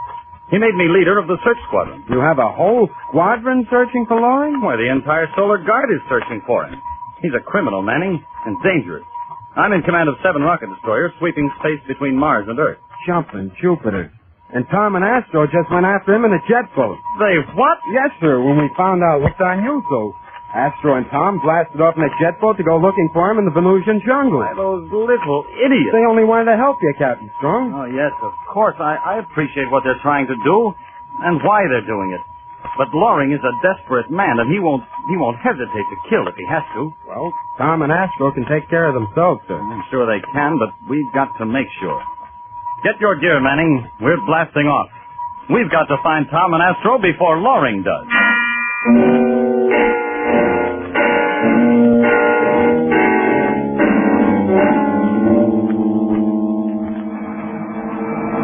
Well, we've been searching for nearly 2 hours, Astro, and no sign of him. Our fuel's about gone. I guess we'd better start back. Useless to keep looking for him in this place. We'll never find him. Well, here we go, then. Hey, wait a minute, Tom. Look, over there. Huh? What? To starboard, down by that abandoned mine shaft. See, there's a shack in Right beside it is a jet boat. Hang on. We're going in for a closer look.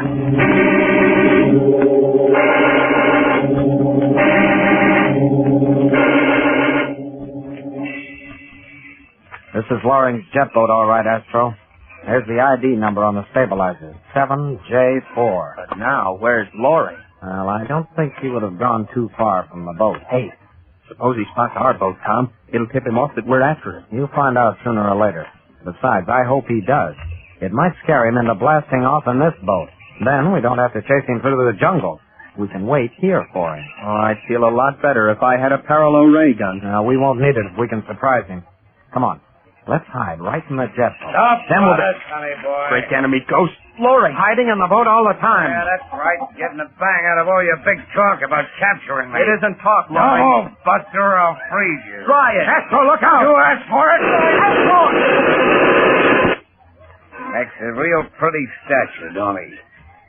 You want some of the same, Buster? All right, Loring. You win. But neutralize the parallel ray. Let Astro go. Oh, no. As a matter of fact, you're going to join him in the deep freeze. You two make nice pickings for the animal life around here. Like that one, for instance. It's a Tyrannosaurus, a real killer. And he's been prowling around here, so I guess he's hungry. Hey, now wait a minute. He must have picked up your scent. All right, Buster, get set. In a few minutes, you and that man-eater are going to get real chummy.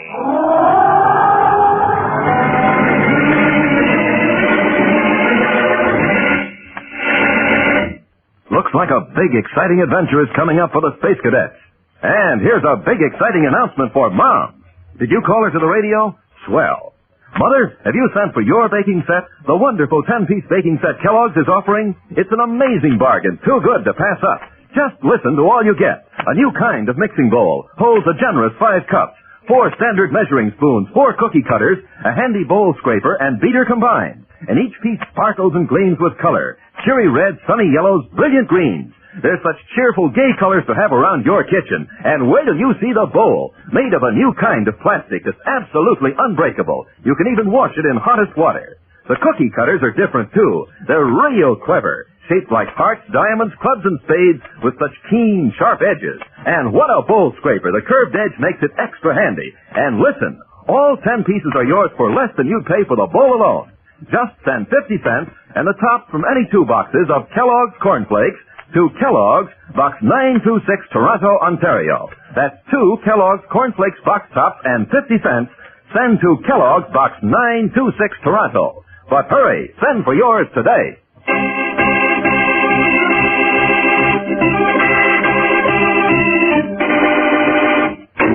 As the roar of the deadly Tyrannosaurus, a prehistoric monster that existed on Earth millions of years ago and still lives on Venus, roars through the jungle, Loring, the escaped criminal, raises his parallel ray and aims at Tom, who stands helplessly beside the already paralyzed body of his friend, Astro. Here he comes, Junior. Less than 100 yards away. I'm going to leave you two for him. No, Loring, you can't. It's murder. What do I care? So long, Buster. I'll watch the party from my jet boat upstairs. Have a good time. Loring, wait. No, Loring! And that takes care of both of you.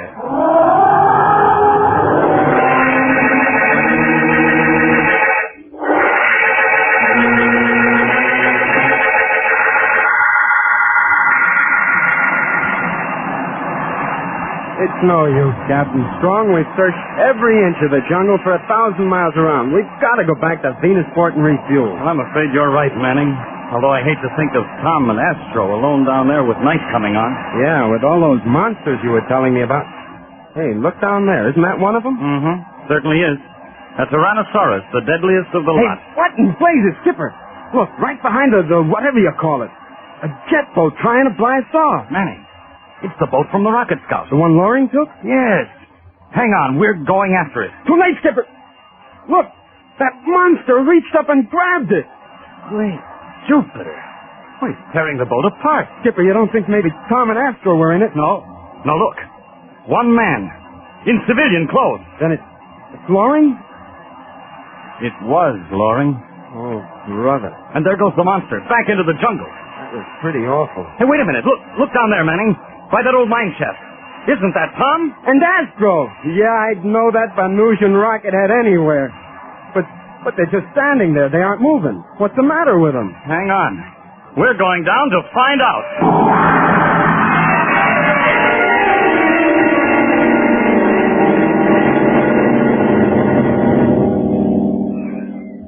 Skipper, you don't know how awful it felt. Seeing your jet boat not being able to wave or anything. This was the first time I was ever hit with a parallel ray, and I don't ever want to go through it again. It didn't do you any harm, Astro. You're good as new. I don't know, Roger. I still can't believe Tom and I weren't the main course on that monster's menu. Well, what happened here anyway, boys? Oh, we walked ourselves right into a trap, Captain Strong. And Loring froze us and left us for that Tyrannosaurus. But how come it got him? He made a mistake. By freezing us, we couldn't move. Couldn't run or anything, but he moved. Ran into his jet boat. And when the monster came through the trees, well, he was attracted by the movement. I see. And it ignored you to go after Loring. That's it, sir. Sure did a job on that jet boat. I hate to think of what it could have done to us. Oh, well, it wouldn't have touched you anyway, Astro. Oh, no? Nah, with that tough Venusian hide of yours, you would have given him a first-class stomachache.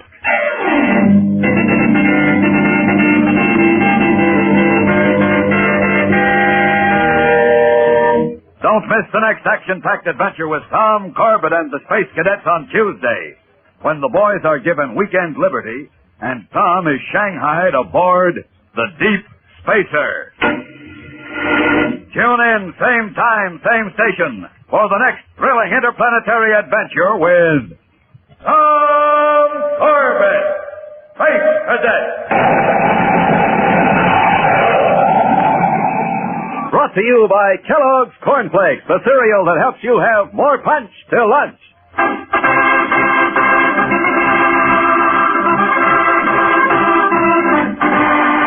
Tom Corbett, Space Cadet, starring Frankie Thomas, also appears in the comic sections of many of Canada's leading newspapers.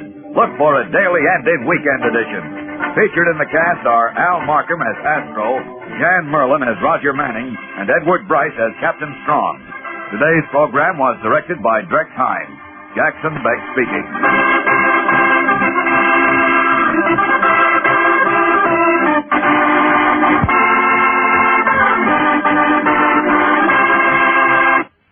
Say, like to make breakfast more fun, have a different cereal every morning? Then ask Mom to get Kellogg's Variety Pack. You see, Kellogg's Variety Pack is an assortment of all favorite cereals. 10 individual-sized packages in one handy carton. With Kellogg's Variety on the table, you can pick and choose to your heart's content from such favorites as Kellogg's Corn Flakes, Pep, Rice Krispies, Kellogg's Raisin Bran, and others. Remember, each of the 10 individual packages in Kellogg's Variety Pack is a generous serving. You choose and open your own package yourself. And because each package contains exactly one bowl full, the cereals stay extra crisp and fresh. So just for fun, make breakfast fun. Ask Mom to get Kellogg's Variety Pack.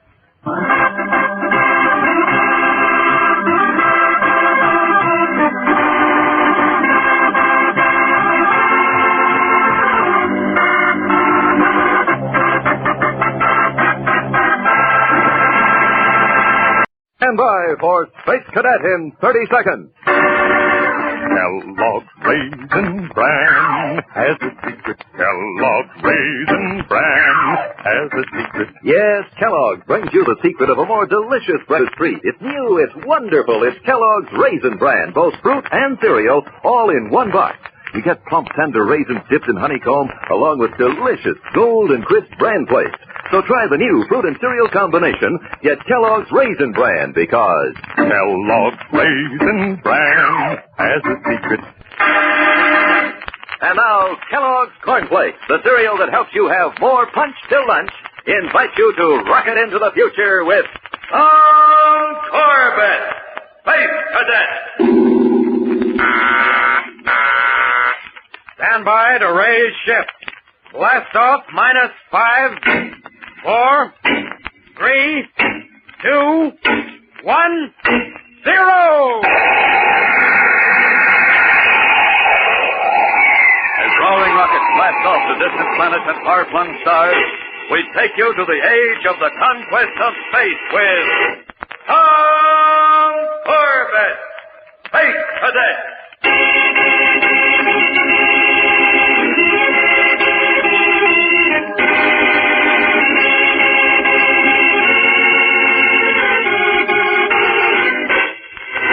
It is close to midnight when a lone figure in the trim uniform of a space cadet enters a dimly lit street shelter to wait for an air cab. The place is deserted, and as the young man settles himself on one of the benches, he looks at his watch anxiously. After a few moments, a small ferret-faced man sidles in from the street and eyes the cadet furtively. Oh, did you have a light, mate? Huh? Oh, no, I'm sorry, I haven't. Hey, you're from Space Academy, aren't you? Yes, sir. Cadet Tom Corbett. Yeah, I thought I recognized the uniform, but I always heard they were pretty strict about letting cadets out on the town. So I'm on a weekend leave. Tell me something. You cadet fellas ever get out into space much? Oh, sure. We go on cruises all the time. You know, I'm a spaceman myself. You are? Uh-huh. Deep spacer. And all the way to Sirius. Ever been that far, Corbett?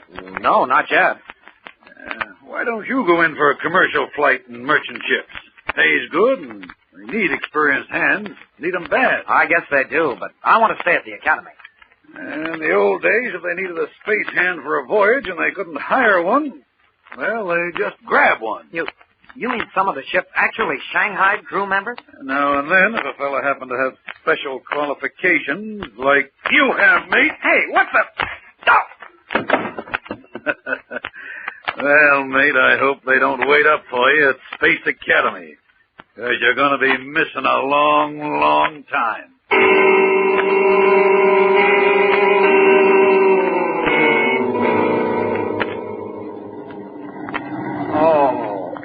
Take it easy, lad. Take it easy.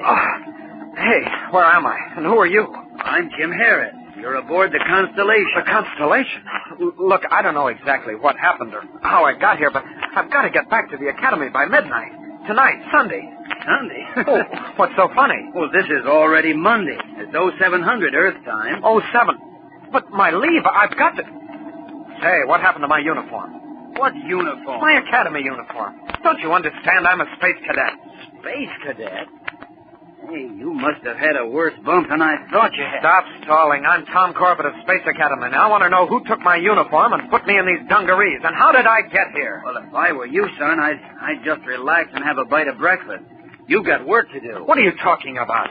You're a member of this ship's crew. We blasted off last night and we're headed for deep space. Great jumping Jupiter, I've been Shanghaied. That's right. And you might as well make up your mind to one thing. You ain't gonna see Space Academy for a long, long time.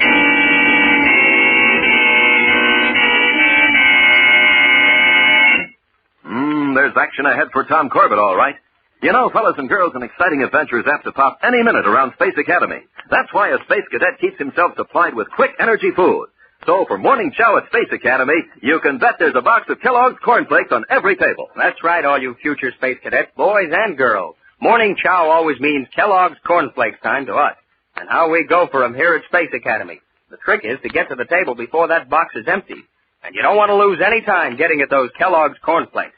Let me tell you, they help you make a quick blast-off because Kellogg's Corn Flakes are quick energy food. You heard what Astro had to say, so tomorrow morning and any morning, pour yourself a big bowl full of those golden, sweet, crisp, and tender flakes. You'll be helping yourself to more punch till lunch. More punch till lunch. More punch till lunch with Kellogg's Corn Flakes.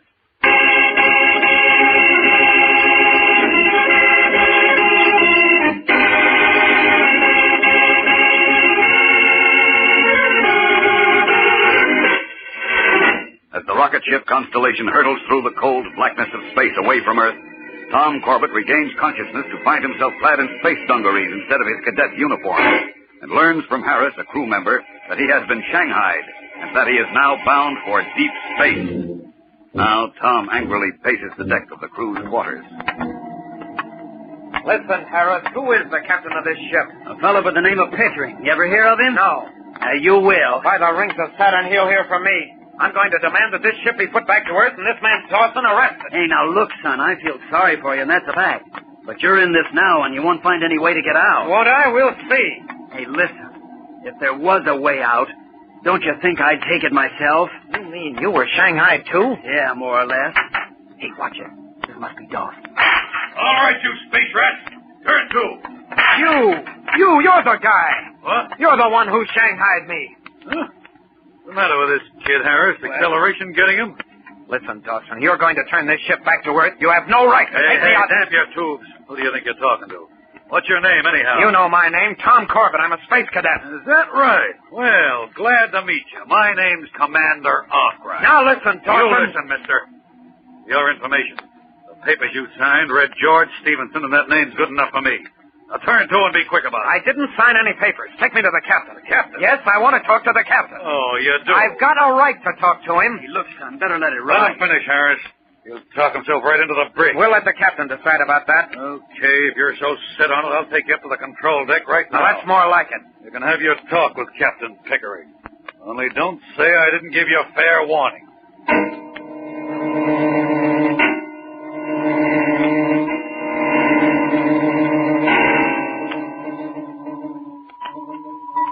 Captain Pickering, Dawson committed a crime in bringing me aboard this ship. You've got to take me back. Lad, I don't like space lawyers on my ship, and I don't like bellyachers either. Now stow the chatter and get below. But I'm a space cadet. You've got to take me back. This is insubordination, mister. All I'm asking is that you let me contact Commander Arkwright at the Academy. He'll verify my story. That's enough, Mr. Dawson. Take this man below and put him in the brig. Yes, sir.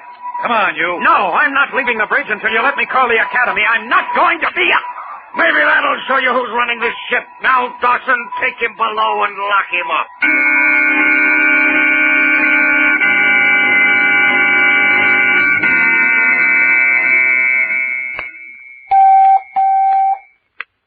Commander Arkwright here. Lieutenant Saunders reporting, sir. Oh, yes, Saunders.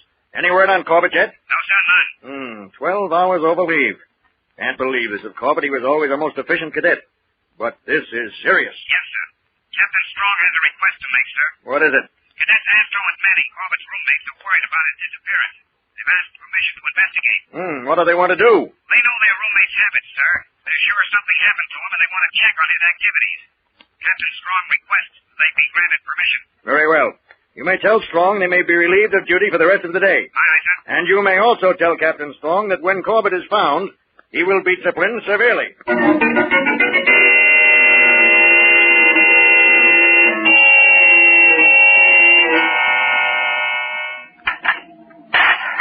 Who's there? Oh, it's me, matey. I brought you some lunch. Oh, well, thanks, Harris. You feeling all right, Tom? Yes, no thanks to the captain, though. Listen, Harris, you said you'd give anything to get off this ship yourself. Yeah, I would. But you can't buck Pickering and Dawson. Well, maybe we can. I got a look at the navigation chart when I was on the control deck. On our present course, we crossed the orbit of Venus. That's no secret. We put in at Venusport for fuel and supplies before blasting off to deep space. That's our answer, then. We'll be there in a few hours. Sure we'll be there. And you'll be here, locked in the brig the whole time. Not if you'll help me.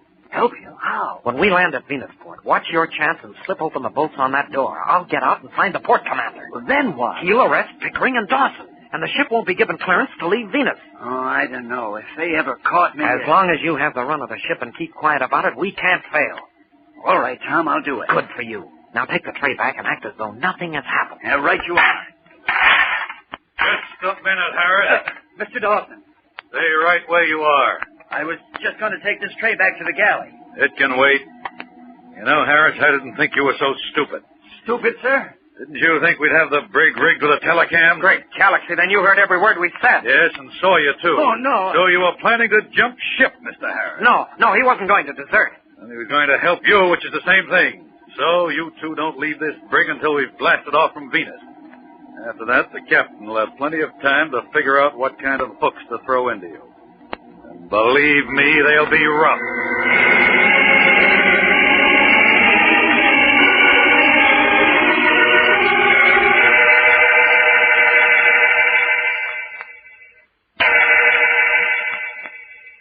Well, Saunders, any report on Corbett yet? Only one from Captain Strong, sir. He's checked the passenger and crew manifests of every ship that has blasted off since Sunday. Corbett's not on any of them. Anything else? Yes, sir. Cadets Manning and Astro request permission to continue their investigation on off-duty hours. Very well. But I want Corbett's listing changed from overleave to AWOL. Notify all Earth Police to that effect at once. We've got to find him fast.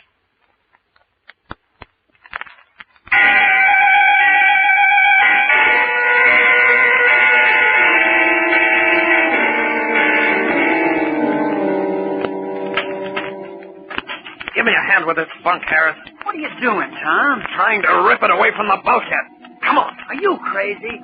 Dawson is probably watching every move we make. Don't you think I know it? There. I'm getting it loose. Now, come on. Pull. Okay. There. And there's the telecam lens. I thought so. Hey, what are you doing? Tom, you kicked it out. Of course. Now he can't watch us. You're out of your mind. That'll bring him running. Maybe that's what I want him to do. Those are the braking rockets. We're decelerating for the landing. I know, which means we've got to work fast. Once we take off from Venus, we might as well be dead. I'd like to know what you expect to do locked in this brig. We're not going to be locked in here long. Oh, somebody's at the hatch. It's Dawson, I guess. All right, you two. Stay back against the bulkhead. You didn't lose any time getting here, did you, Dawson? What's the idea of kicking out the telecam lens? To make you come in here. I want to talk to you. Real smart kid, aren't you? Well, I'm here. Talk. How about a deal, Dawson? Deal? Huh? What kind of a deal can you make? When you Shanghaied me, you were under Captain Pickering's orders, weren't you? So what? Just this. The Solar Guard will catch up with Pickering sooner or later. And when they do, you'll be as guilty as he is. What are you driving at? If you'll get us off this ship at Venusport, I'll recommend leniency with the Solar Guard. You helped us, so you might even get off scot-free. Don't hand me that. The kid's talking sense, Dawson. There's no risk for you, because even if the idea doesn't work, we won't give you away. Well, how am I supposed to spring you loose? All you have to do is leave this hatch unlocked when we land on Venus. We'll do the rest. What's in this for me? I just told you. It's your chance to get out from under the captain's thumb. You'll be a free man again, Dawson. Ah, no. I won't stick my neck out unless you make it worth my while. All right. Maybe this will change your mind. Huh? Your watch? It's not an ordinary watch. It's platinum. Worth a lot of money. If you help us, it's yours. Give it here. Hey, wait, Tom. Not until he promises. I said hand it over. All right. Here. Not a bad watch at that. Thanks, mate. Now hear this. Approaching Venusport. All hands to landing stations. All hands to landing stations. On the double. Hey, I gotta go topside. Wait, Dawson. Will you help us? I'll think it over.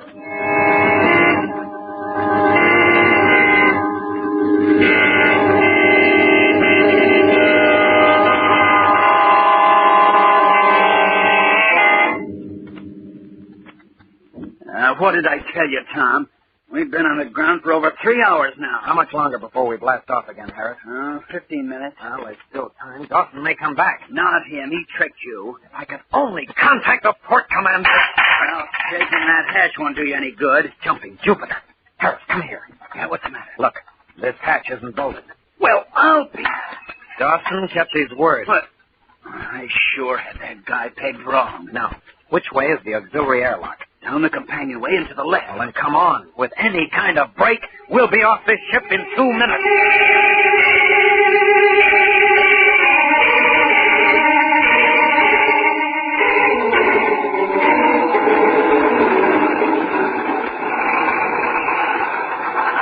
Go ahead, Tom. Nobody spotted us. They're all busy with the loading. Easy, Harris. Stay behind the stabilizer until we're sure of our bearings. This blasted Venus mist.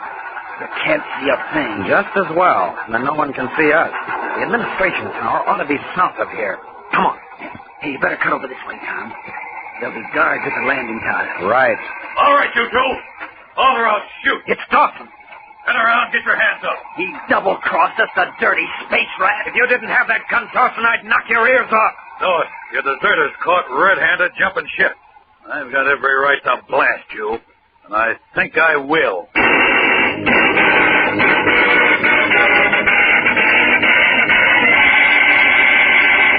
Looks like somebody got some big ideas today.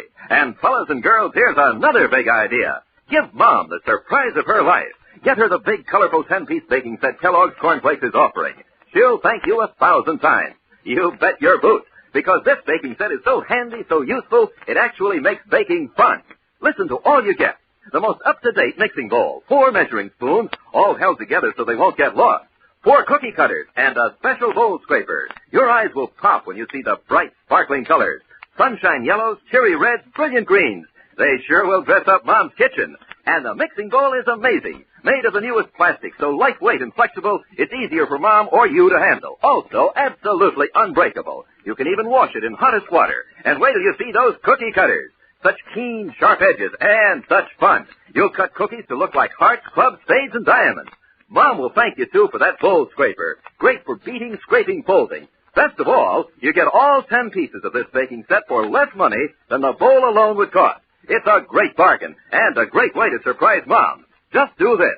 Send 50 cents in the top from any 2 boxes of Kellogg's Cornflakes to Kellogg's, Box 926, Toronto, Ontario. That's the top from any 2 boxes of Kellogg's Cornflakes, and 50 cents to Kellogg's, Box 926, Toronto. But hurry, these baking sets are going fast.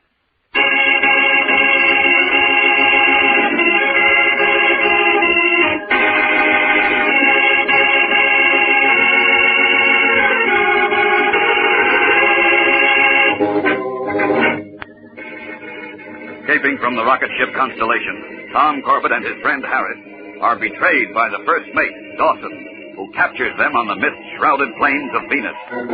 He is about to blast them with his ray gun when Captain Pickering, the skipper of the Constellation, suddenly appears out of the mist.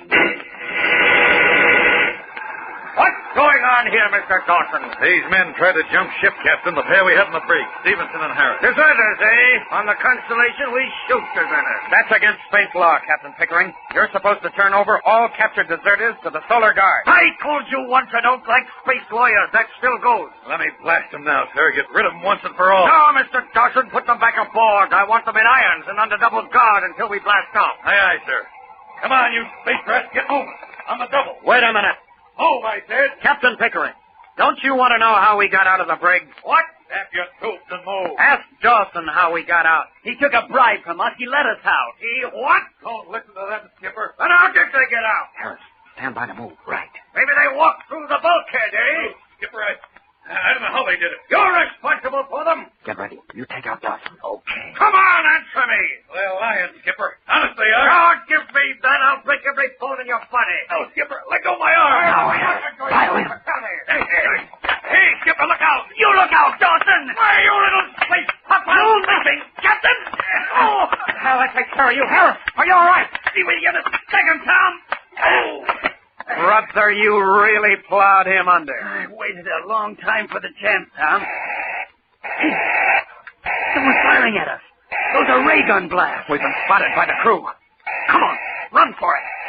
We haven't a chance, Tom. Yes, we have, and a good one. This Venusian mist will cover us in a second. Hurry, over this way. Wait a minute. You're heading away from the control tower. I know. That's where they'll expect us to go. So we'll circle around. Good idea.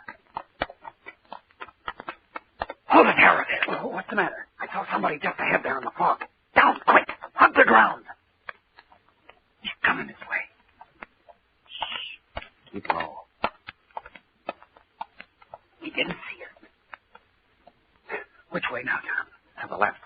Don't run, though. We're still in range. We'll give ourselves up to the first Solar Guard we can find. Yeah. We can duck those men from the Constellation. Any sign of them, Captain? Watch it. There's Dawson. No! Keep pressing, Dawson. Don't let them reach that control tower. What do we do, Tom? We're cut off. Don't lose your head. They don't know where we are. Just keep walking. Mr. Dawson! Here, Captain. Any luck? Not yet, sir. But the men are finding out now. They'll get it. Keep your eyes peeled. They're drawing a cordon around us, Tom. We're sunk. We've got to slip through somehow. Wait a minute. What's that ahead? Where? That light. By Jupiter, it's the control tower. We're almost there, Harris. Keep going. Another 20 yards and we've made it. Oh, no. Careful. It's no use, Harris. They've got it. With only a few yards to go. Now take either of you, and I'll blast. All right. We know when we're licked. Okay. Let's have a look at you. Hey, Tom. Tom, pipe this guy's uniform. Why? He isn't from the Constellation. Who said I was? You're a port guard. You're from the tower. That's right, and that's where I'm taking you to under arrest. You'll take us to the port commander? This minute. Now march. Harris, we've made it. Aye. When you explain everything to the port commander, our troubles are over. Can't you walk any faster, guard? We're in a hurry. You bet we are. The two people under arrest, you look mighty pleased with yourself. Well, I guess it takes all kinds to make a universe. It sure does. And it looks like we're the lucky kind.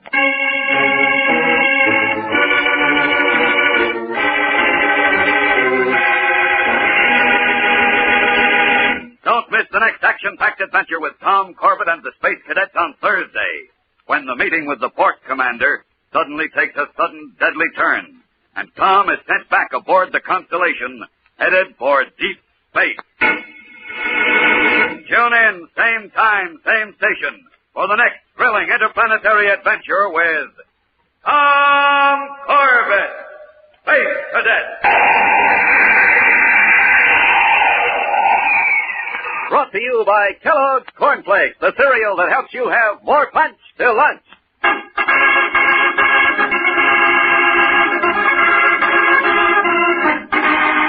Tom Corbett, Space Cadet, starring Frankie Thomas, also appears in the comic sections of many of Canada's leading newspapers. Look for a daily and in weekend edition. Featured in the cast are Al Markham as Astro, Jan Merlin as Roger Manning, and Edward Bryce as Captain Strong. Today's program was directed by Drex Hines. Jackson Beck speaking.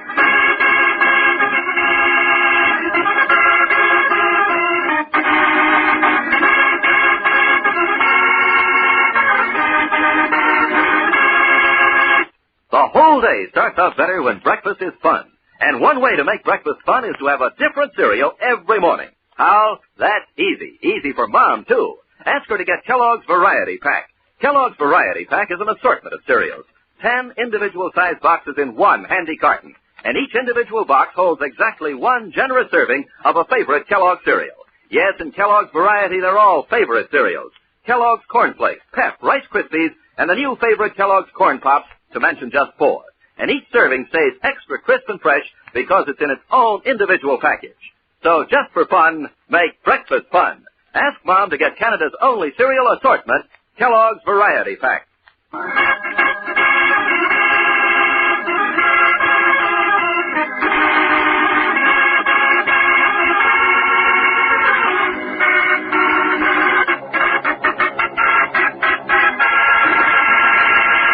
Stand by for Space Cadet in 30 seconds. Kellogg's Raisin Bran has a secret. Kellogg's Raisin Bran has a secret. Yes, Kellogg's brings you the secret of a more delicious breakfast treat. It's new, it's wonderful. It's Kellogg's Raisin Bran, both fruit and cereal, all in one box. You get plump, tender raisins dipped in honeycomb, along with delicious gold and crisp bran flakes. So try the new fruit and cereal combination. Get Kellogg's Raisin Bran because Kellogg's Raisin Bran has a secret. And now, Kellogg's Corn Flakes, the cereal that helps you have more punch till lunch, invites you to rocket into the future with Tom Corbett, Space Cadet. Stand by to raise ship. Blast off -5, 4, 3, 2, 1, 0. As roaring rockets blast off to distant planets and far-flung stars, we take you to the age of the conquest of space with Tom Corbett, Space Cadet.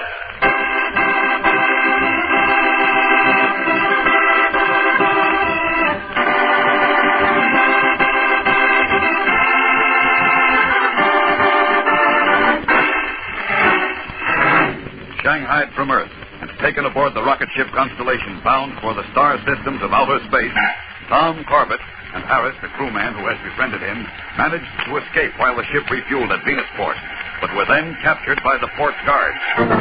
Without delay, they were taken to the office of the port commander. And now Tom and Harris, still dressed in the drab dungarees of ordinary spacemen, stand at attention before a grim-faced warrant officer. All right, now, let's get this straight. You say your name is Tom Corbett, and that you're a cadet from Space Academy. Yes, sir.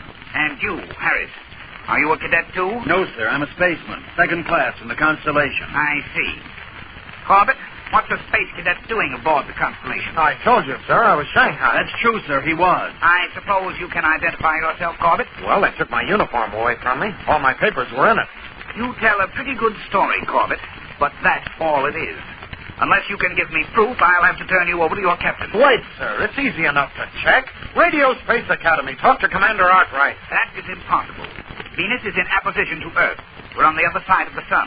We can't make radio contact for another week. But there must be some way. Check on Captain Pickering yourself. Talk to the crew. I don't have to. Captain Pickering can speak for himself. He's waiting in the outer office. What? Send Captain Pickering in, please. But, sir, he'll deny everything. If you have any accusations to make, you can make them to his face. You sent for me, Mr. Porter? Yes, Captain. Come in, please. I expected to find the port commander here. He is inspecting the space stations on the equator. I'm handling this case. That suits me, as long as I get my men back. They tell a strange story, Captain Pickering. This fellow, Corbett, claims to be a space cadet. Well, that's one I never heard before. I wanted to check with you before I took action. Nothing to check. It's a fairy tale. Fairy tale, huh? Then how about letting Mr. Porter aboard the Constellation? Let him talk to the other space hands. Mr. Porter's welcome aboard any time, but I'm sure he's got other things to do. You're bluffing. If he knew what the conditions are aboard your That's ship... That's enough out of you. If you can see, Mr. Porter, this boy's a troublemaker. Has been ever since he came aboard. I'm sorry we signed him. Then let me go. I would. I'd leave you both here to be tried as deserters. But I'm short-handed. The choice is up to you, Captain. By space law, you can turn him over to us for disciplinary action, or punish him yourself with a fine or extra duty. Take us to the port commander. Give us a chance to tell him our story. I'm in command here, Harris. I'll decide what to do with you. Well, Mr. Porter, I think you can see from their actions what kind of men we're dealing with. Yes, I certainly can. Of course, if you want to wait for the port commander to make the final decision... Not at all. Just get these troublemakers out of here and blast off. Right you are. And don't worry. When I get them out in space, they'll learn to toe the mark.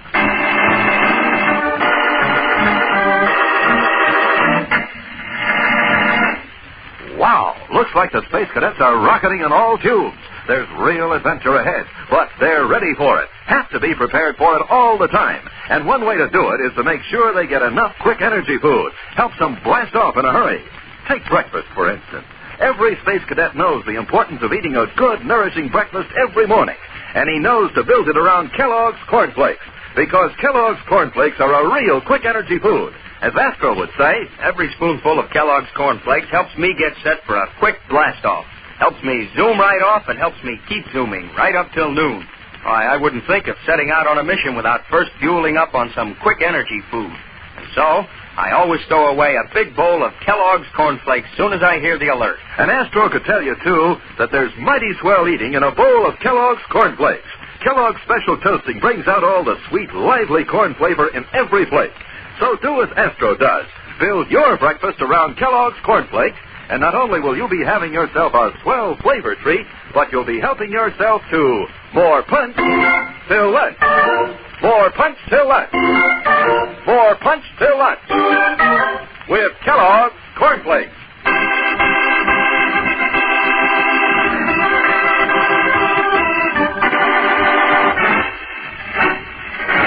Unable to persuade the warrant officer in command of Venusport that he has been shanghaied, Tom Corbett is taken back aboard the rocket ship Constellation with his newfound friend, Harris. And the ship blasts off for a long voyage into deep space. Meanwhile, back at Space Academy. Cadet Astro reporting as ordered, sir. Well, Astro, any luck? Oh, not a bit, Captain Strong. We couldn't find a trace of Tom anywhere. Come in. Roger. Any luck? Yeah, I think so, Astro. Well, out with it, Manning. I found an cab driver in town and remember seeing Tom. He picked Tom up at a stand in town about 2300 Sunday night. Must have been on his way back here to the academy. No, the cabbie said Tom was sick or something. He was unconscious and a merchant spaceman had him in tow. A merchant spaceman? Yes, sir. The driver took both of them to the terminal spaceport, and the last he saw of Tom, he was being carried aboard a ship called the Constellation. The Constellation? I've heard of her. She's a deep spacer. Usually travels out to Sirius and Alpha Centauri. Now, let me see now. I have a log of all space flights leaving Earth in the past 5 days. Oh, yes. Here we are. For the Constellation, she was due to stop at Venusport for supplies and to blast off for deep space at 0930 Earth time today. Well, that's half an hour ago. Come on up to the communications room, boys. We'll contact Venusport right now.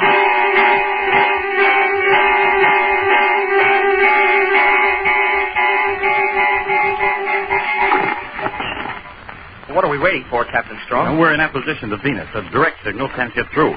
They're setting up a relay transmission, Earth to Mars, to Titan, and back to Venus. Captain Strong here. Warrant Officer Porter, Venusport. Go ahead, Captain Strong. Listen, Porter, this is urgent. Have you cleared the deep spacer Constellation yet? The Constellation? She blasted off the Sirius 15 minutes ago. Why? Well, we have good reason to believe that one of our cadets is being held illegally aboard that ship. What? A cadet by the name of Corbett. Tom Corbett. Corbett? Great Jupiter. Are you sure, Captain? Well, almost. Why? Have you seen him or heard anything about him? Well, I don't quite know how to say this. I'm afraid I've made a terrible mistake. Well, get to the point, man. Well, Corbett was here, told me a fantastic story about being Shanghaied, and I didn't believe it. You didn't? No, he didn't have any identification. Couldn't prove his story, so I sent him back to the Constellation. Oh, that rockhead. I'm sorry, Captain. Well, never mind that now. Listen. Send every available patrol ship after the Constellation. But there are none in port now. I can pull them off orbit, but it will take 2 days to catch up. 2 days? Blast it, that's too long. They'd never make it. Well, I'm terribly sorry, Captain. If there's anything else I can... Oh, you've done enough already, Porter. End transmission. Well, there's only one ship faster than the Constellation, and that's the Polaris. How long will it take you two to get ready? We're ready now, sir. Good. Then get aboard the Polaris. We raise ship immediately.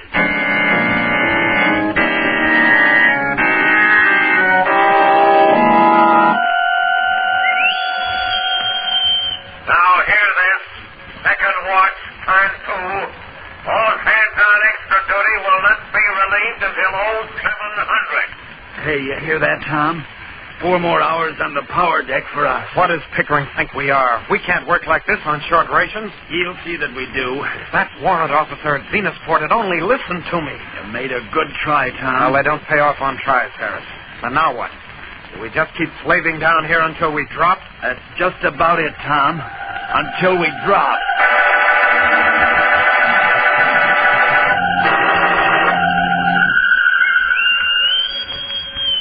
Now hear this. Fourth watch, turn 2. All hands on extra duty will not be relieved until 1500. Another 4 hours. I can't take it, Tom. This heat. No water, no food. Okay. Take a breather, Harris. I'll cover for you. No, Tom, you'd only get yourself in trouble.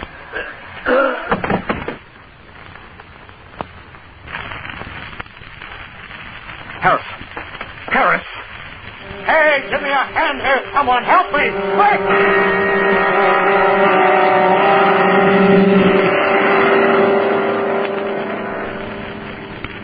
Well, how are you feeling now, Harris? Better, Tom. That broth helps some. Oh, that rotten space slug. He's trying to kill us. I suppose so. He's master of this ship. He can do anything he wants. Maybe. But I notice some of the crew are beginning to grumble about the way he's working us. They always grouse. Don't mean anything. Listen, how many of the space hands do you figure would be loyal to Captain Pickering in case of trouble? Trouble? You mean mutiny? Now, hold on, Tom. This is crazy. You can't pull a mutiny in deep space. Why not? There'd be no one to navigate. The ship would become a derelict. I can navigate. You? Sure, I'm a space cadet. I've had plenty of training in astrogation. I know I could get the ship back to Venusport if I could just reach the controls. We'd be taking an awful chance. Pickering would kill us if we failed. It's better to go down fighting than die this way.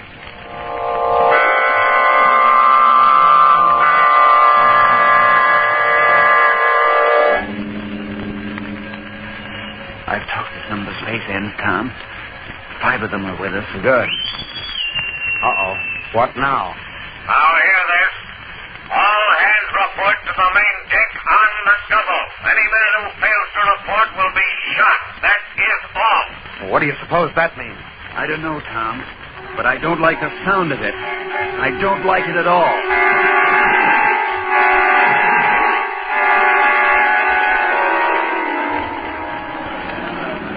All right, you men, stand to. Look, Harris, there's Captain Pickering. And there's Dawson. With a couple of deck officers. They're all armed, ready for trouble. Come on, tap your tubes and pay attention. That's better. Now, I know not to tell you I'm an old hand in dealing with spacemen, and I've been watching you ever since we blasted off. You're a surly bunch of space rats. I don't like the looks of you, and I can smell a mutiny a light year away. What do you mean? You heard me. I said mutiny. Now, I know who the ringleaders are, and I'm going to make an example of them. I promise it'll be an example you'll never forget. When I pick out these 2 men, I want the rest of you to go back to your station. Any man who lags will get 50 hours extra duty on short ration. Wait, man. Listen to me. Tom, no. How long are you going to stand for this? Captain Pickering's no better than a pirate. Go stand the rest, man. This is your last chance. Take over the ship. I can get you back to Earth, and we'll put Pickering behind bars where he belongs.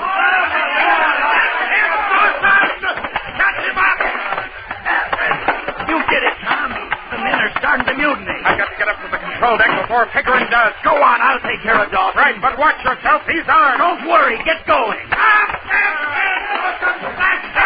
No, you don't. Never mind me. Get to the control room. All right, Tom. Dawson's through. I'll take care of Pickering now. Right. I'm at the control room hatch. Hold him for another second. Stop him! Stop him! Don't let him move that hatchman! Kill him! Made it. Now for the controls. No time to plot a new orbit back to Earth. I'll have to swing her into a 180 turn and rack up a true course later. Let's see. Steering vane set for 1.5. Full burst on starboard jet. And take a lateral sweep. That should do it. Corbett, this is Captain Pickering. Now listen to me. What do you want, Pickering? I'll make a deal with you. Fat chance. I've got control of the ship now. Open the hatch, Corbett. Give yourself up. Nothing doing, Pickering. You're over a barrel and you know it. We put down the mutiny and captured your friend Harris. What? I have him right here beside me. If you give yourself up, I won't blast him. You have my word on that. If you refuse, he gets it. How do I know you're telling the truth? I'll put him on so you'll know he's still alive. All right, Harris, go ahead. Tom, don't trust him. Save yourself. Nobody can help me anymore. All right, Corbett, his life is in your hands. Now I'm going to count to 10. If you don't open the hatch, Harris gets it. 1, 2. I can't let him shoot Harris in cold blood. But if I give myself up... Oh, what's the use? I don't have any choice. Just 2 more seconds left, Corbett. Okay, Pickering, you win. Don't shoot, Pickering. The hatch is open.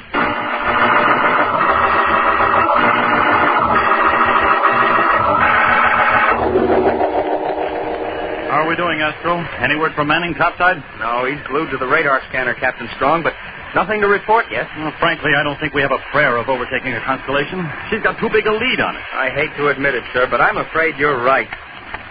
Captain Strong, I've got a scanner reading. With a Constellation? Yes, sir. Are you sure, Roger? Look, Astro, if you ran your power deck as well as I handle the radar bridge, we wouldn't have any problem. All right, cut that, Manning. What's their position? I'll show it to you on the solar chart, sir. There's the spot. Well, that's strange. The ship must have made a lateral sweep off course and then corrected it. Why would they do that? Well, I don't know, Astro. But it's given us the break we need.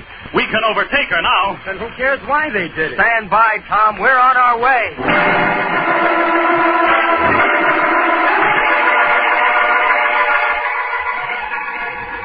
All right, Captain Pickering, you're back in control of your ship. Now, where's Harris? You won't be seeing Harris anymore, Corbett. What do you mean? You gave your word he wouldn't be harmed. You weren't listening closely. I said I wouldn't blast him, and I didn't. Then what happened? Where is he? Drifting somewhere in space. Why, you filthy space Don't rat! move, Corbett, or I'll blast you to a cinder. Why don't you get it over with? Because with Dawson gone, I'm short a navigator. You're taking Dawson's place. You're space happy. I'll never navigate this Don't ship. try anything. Attention, Constellation. Attention, Constellation. Polaris pulling alongside with boarding party. Captain Strong. Message received and understood. Looks like you're all washed up, Pickering. When they find me here... Sorry to disappoint you, Corbett, but when the boarding party arrives, they won't find any trace of you on this ship. I'm getting rid of you once and for all.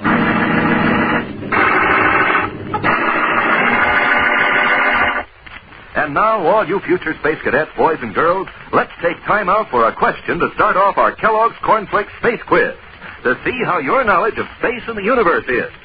Here's our first question. What is it that distinguishes the planet Saturn that makes it different? The one thing that helps you tell it from all others.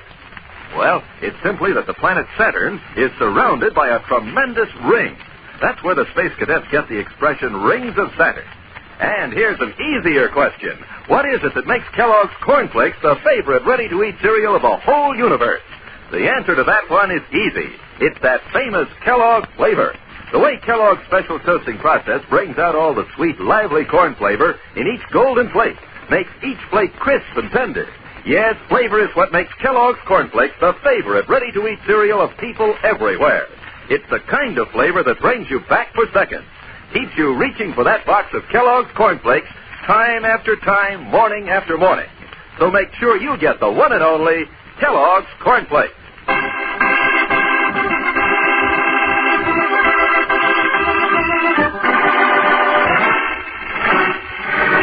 When Tom's desperate attempt at mutiny fails, his last chance of escape from the rocket ship Constellation is seemingly gone. Then suddenly the Polaris draws alongside, and Captain Pickering is ordered to stand by for a boarding party. Captain Strong and Cadets Astro and Manning make a thorough search of the Constellation, but can find no trace of Tom. Now, look here, Strong. I'm getting a little fed up with this. You're delaying my voyage for no reason at all. You and your blasted cadets don't get off my ship in 2 minutes, I'll see that you're broken. You'll be cleared when we've finished our search, Pickering, not before. Captain Strong! Captain Strong! Yes, Astro. We found something. You did? Yes, sir, Tom. Frank, you've searched the entire ship from nose to tail. The cadet you're looking for isn't aboard. Now, listen. Now I insist that you let me resume course. You've had your chance. I've given you every bit of cooperation. What more do you want? Please, Skipper, don't let him talk you out of it. No, it isn't a question of talking me out of anything. We've searched the ship, and we haven't found Tom. But his watch, You sir. might be mistaken, Astro. All right, Pickering. Let's go back to the control deck, and I'll sign your clearance into the log.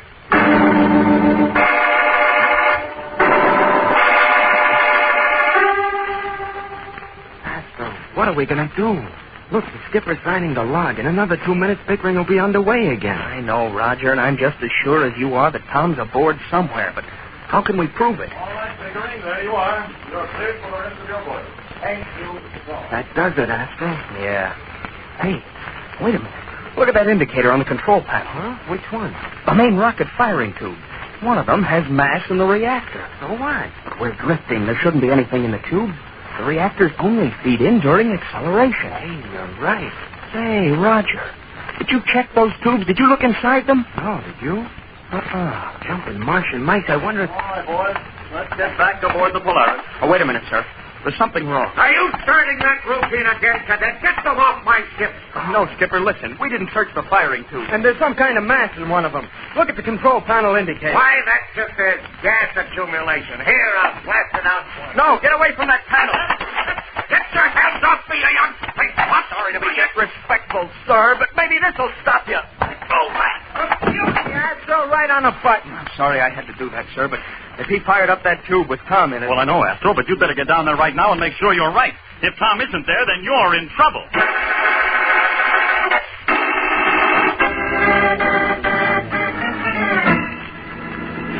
Well, Tom, how does it feel to be in a cadet uniform again? I never thought I'd be so glad to wear one, Roger. You sure had us worried, Tom. Speak for yourself, Astro. I wasn't worried about the lug for a minute. All right, boys, take your stations and prepare for deceleration. We enter Earth's atmosphere in 4 minutes. Right, Captain Strong. It can't be too soon for me, sir. Aren't you worried about getting back, Tom? Worried, sir? Well, you're over 2 weeks AWOL, you know. Jumping jets, I forgot about that. Look at his face. He really is worried. Well, who wouldn't be? 2 weeks AWOL? Oh, gosh, sir, what do you think they'll do to me? Well, under the circumstances, I think Commander Arkwright won't be too hard on you. Of course, he may not give you any weekend leave for a while. Weekend leave? After what happened on my last one, I don't think I'll ever take another as long as I live.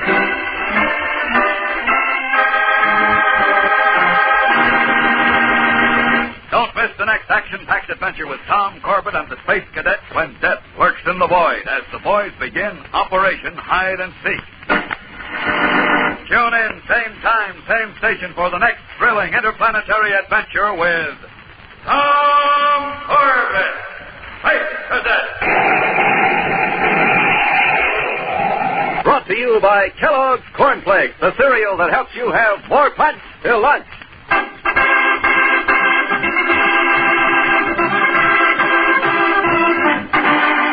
Tom Corbett, Space Cadet, starring Frankie Thomas, also appears in the comic sections of many of Canada's leading newspapers. Look for it daily and in weekend editions. Featured in the cast are Al Markham as Astro, Jan Merlin as Roger Manning, and Edward Bright as Captain Strong. Today's program was directed by Drex Heim. Jackson Beck speaking.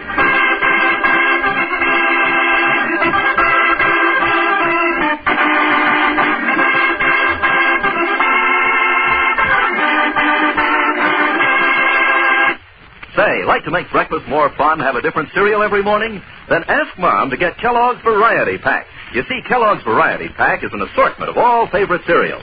10 individual-sized packages in one handy carton. With Kellogg's Variety on the table, you can pick and choose to your heart's content from such favorites as Kellogg's Corn Flakes, Pep, Rice Krispies, Kellogg's Raisin Bran, and others. Remember, each of the 10 individual packages in Kellogg's Variety Pack is a generous service. You choose and open your own package yourself. And because each package contains exactly one bowl full, the cereals stay extra crisp and fresh. So just for fun, make breakfast fun. Ask Mom to get Kellogg's Variety Pack.